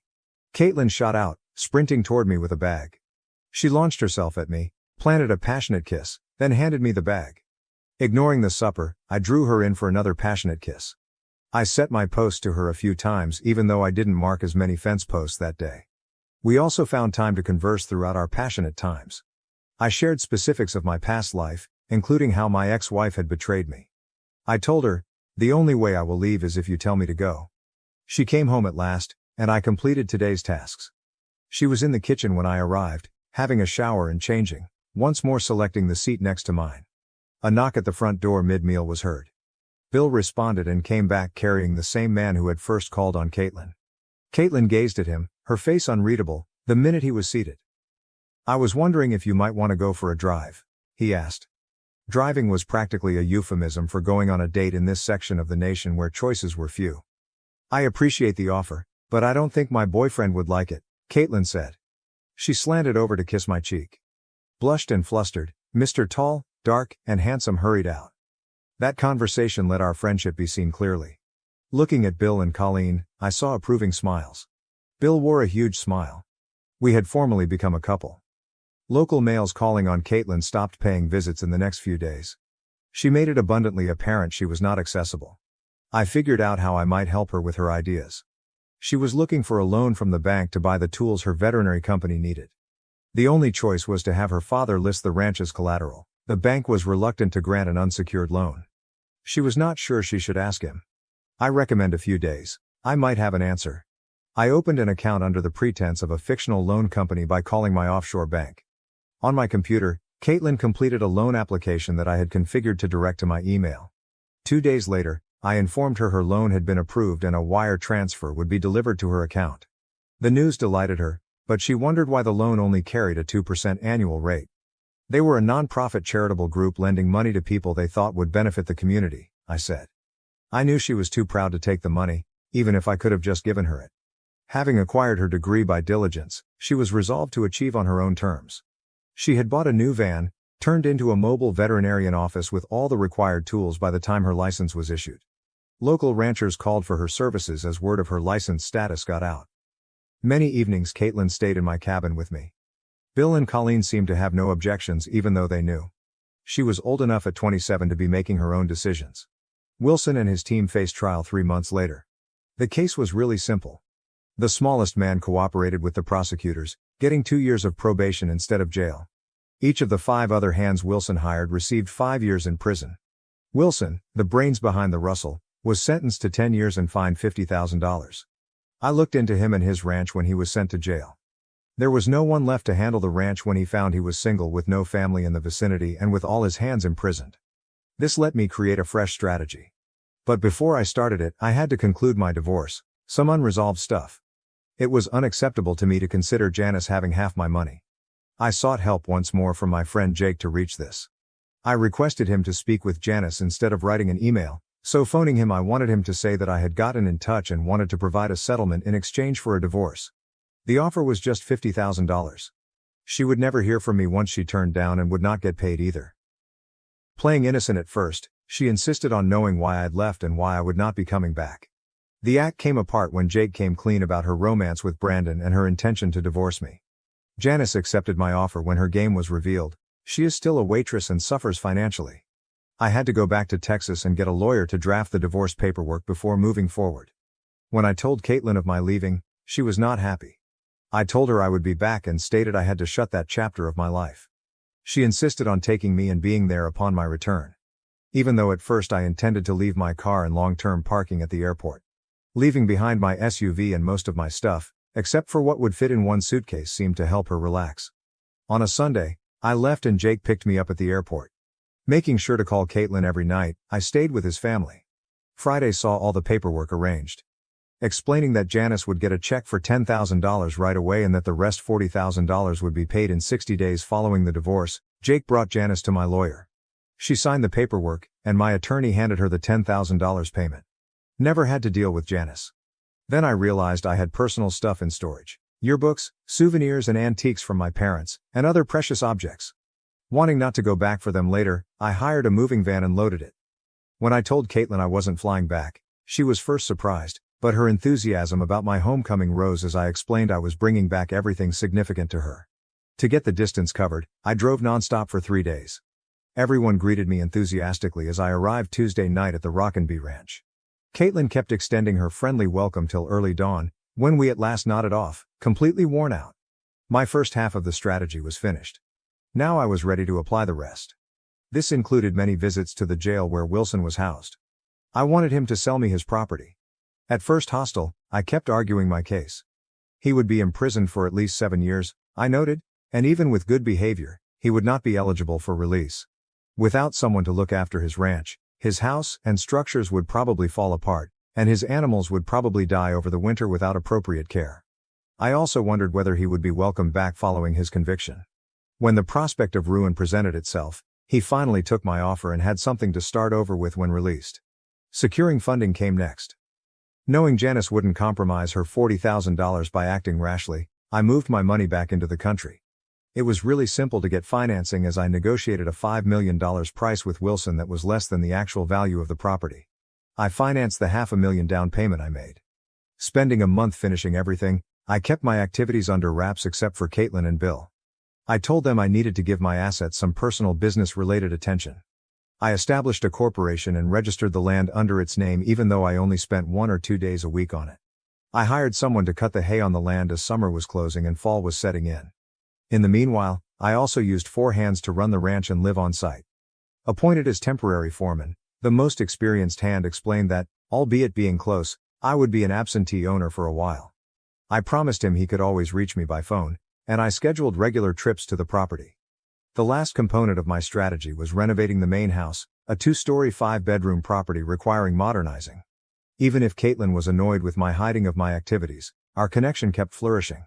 Every day my love for her deepened and I sensed she felt the same about me. Her veterinary practice grew rapidly and she had to be on the road often, yet she was comfortable and joyful. It got to the point where I almost told her about what I was doing, almost leaking the beans. She cornered me with questions after coming back to check on the remodeling. "What the devil is Carson doing? You see someone else?" "God, no," I said. "I swear there is no one else. I simply have certain tasks I have to finish. Please believe me, I will shortly tell you everything. Please start to believe me." "Okay Carson, I do trust you, but you better tell me what's going on soon, or I'm going to kick your ass," she added, examining my face in quest of the truth.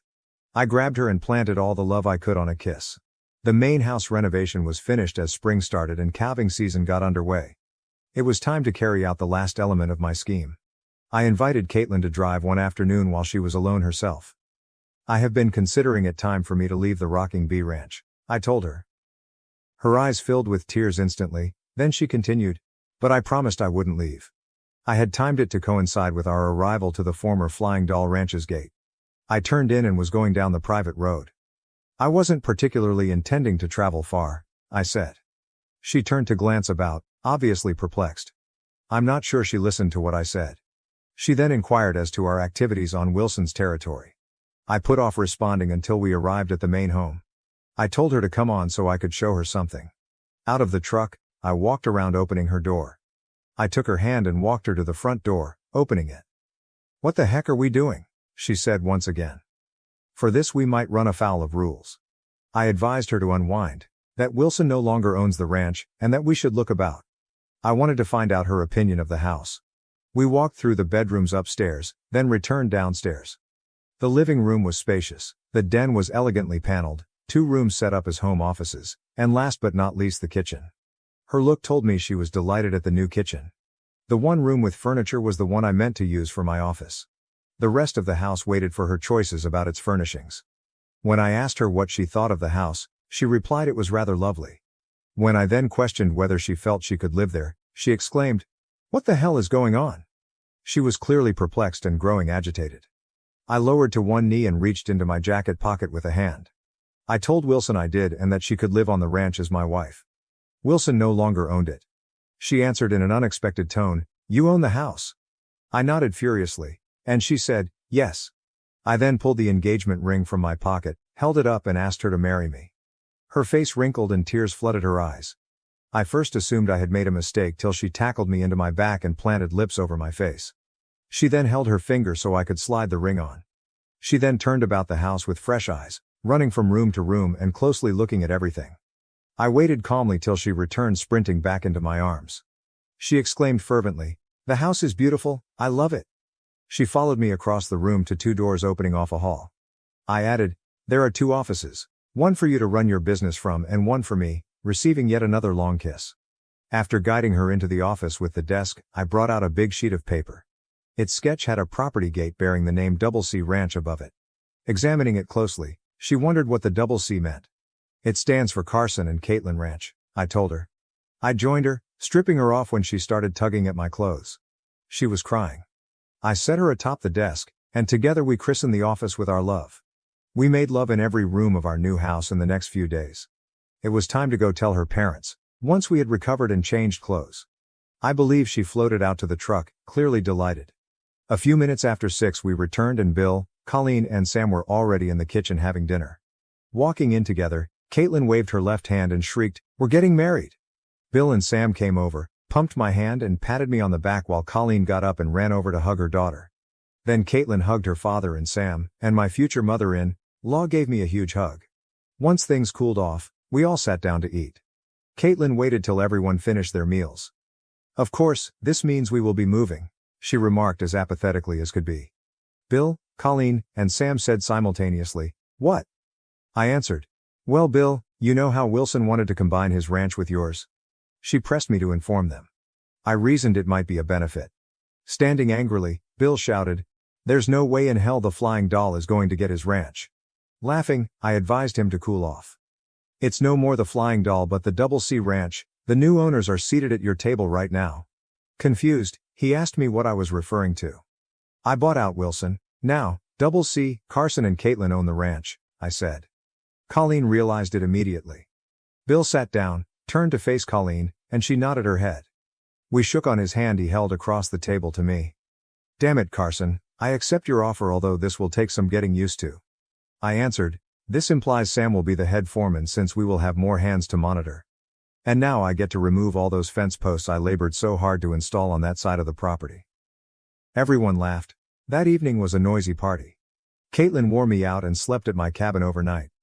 The next morning we arrived late for breakfast, yet everyone was still in the kitchen when we arrived. They were waiting for us to eat so that Caitlin might show off our new house and we could all go over to the Double C Ranch. Everyone was amazed. I watched Colleen glare angrily at the rebuilt kitchen. Caitlin and her mother spent a month furnishing the house. On our wedding night, it was ready to move into. We married on the Double C Ranch.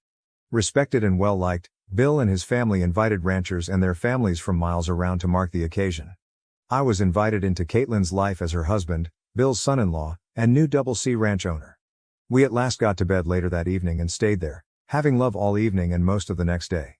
We would still be there, but on our third day of marriage I brought her to Fiji for a tropical honeymoon. Our first roundup that year turned out nicely, and we sold a lot of cattle for a good profit. A good amount went into loan payoff, but Caitlin's company was allowing us to live comfortably. We even built Sam a wonderful new house, and he now lives in town with an age-appropriate partner. We might be having another wedding very soon. Another year has passed, and my lovely wife recently delivered the most amazing news: she is pregnant. We are going to be parents. One last note before I leave. I know some who would argue I should have signed a prenuptial agreement and paid my lesson the first time. If so, you really have not come to know my Caitlin. She isn't Janice. She takes care of our house and gives her job great effort. She is the daughter of her mother and loves me daily with just me. Every day peering into her blue Irish eyes I find love.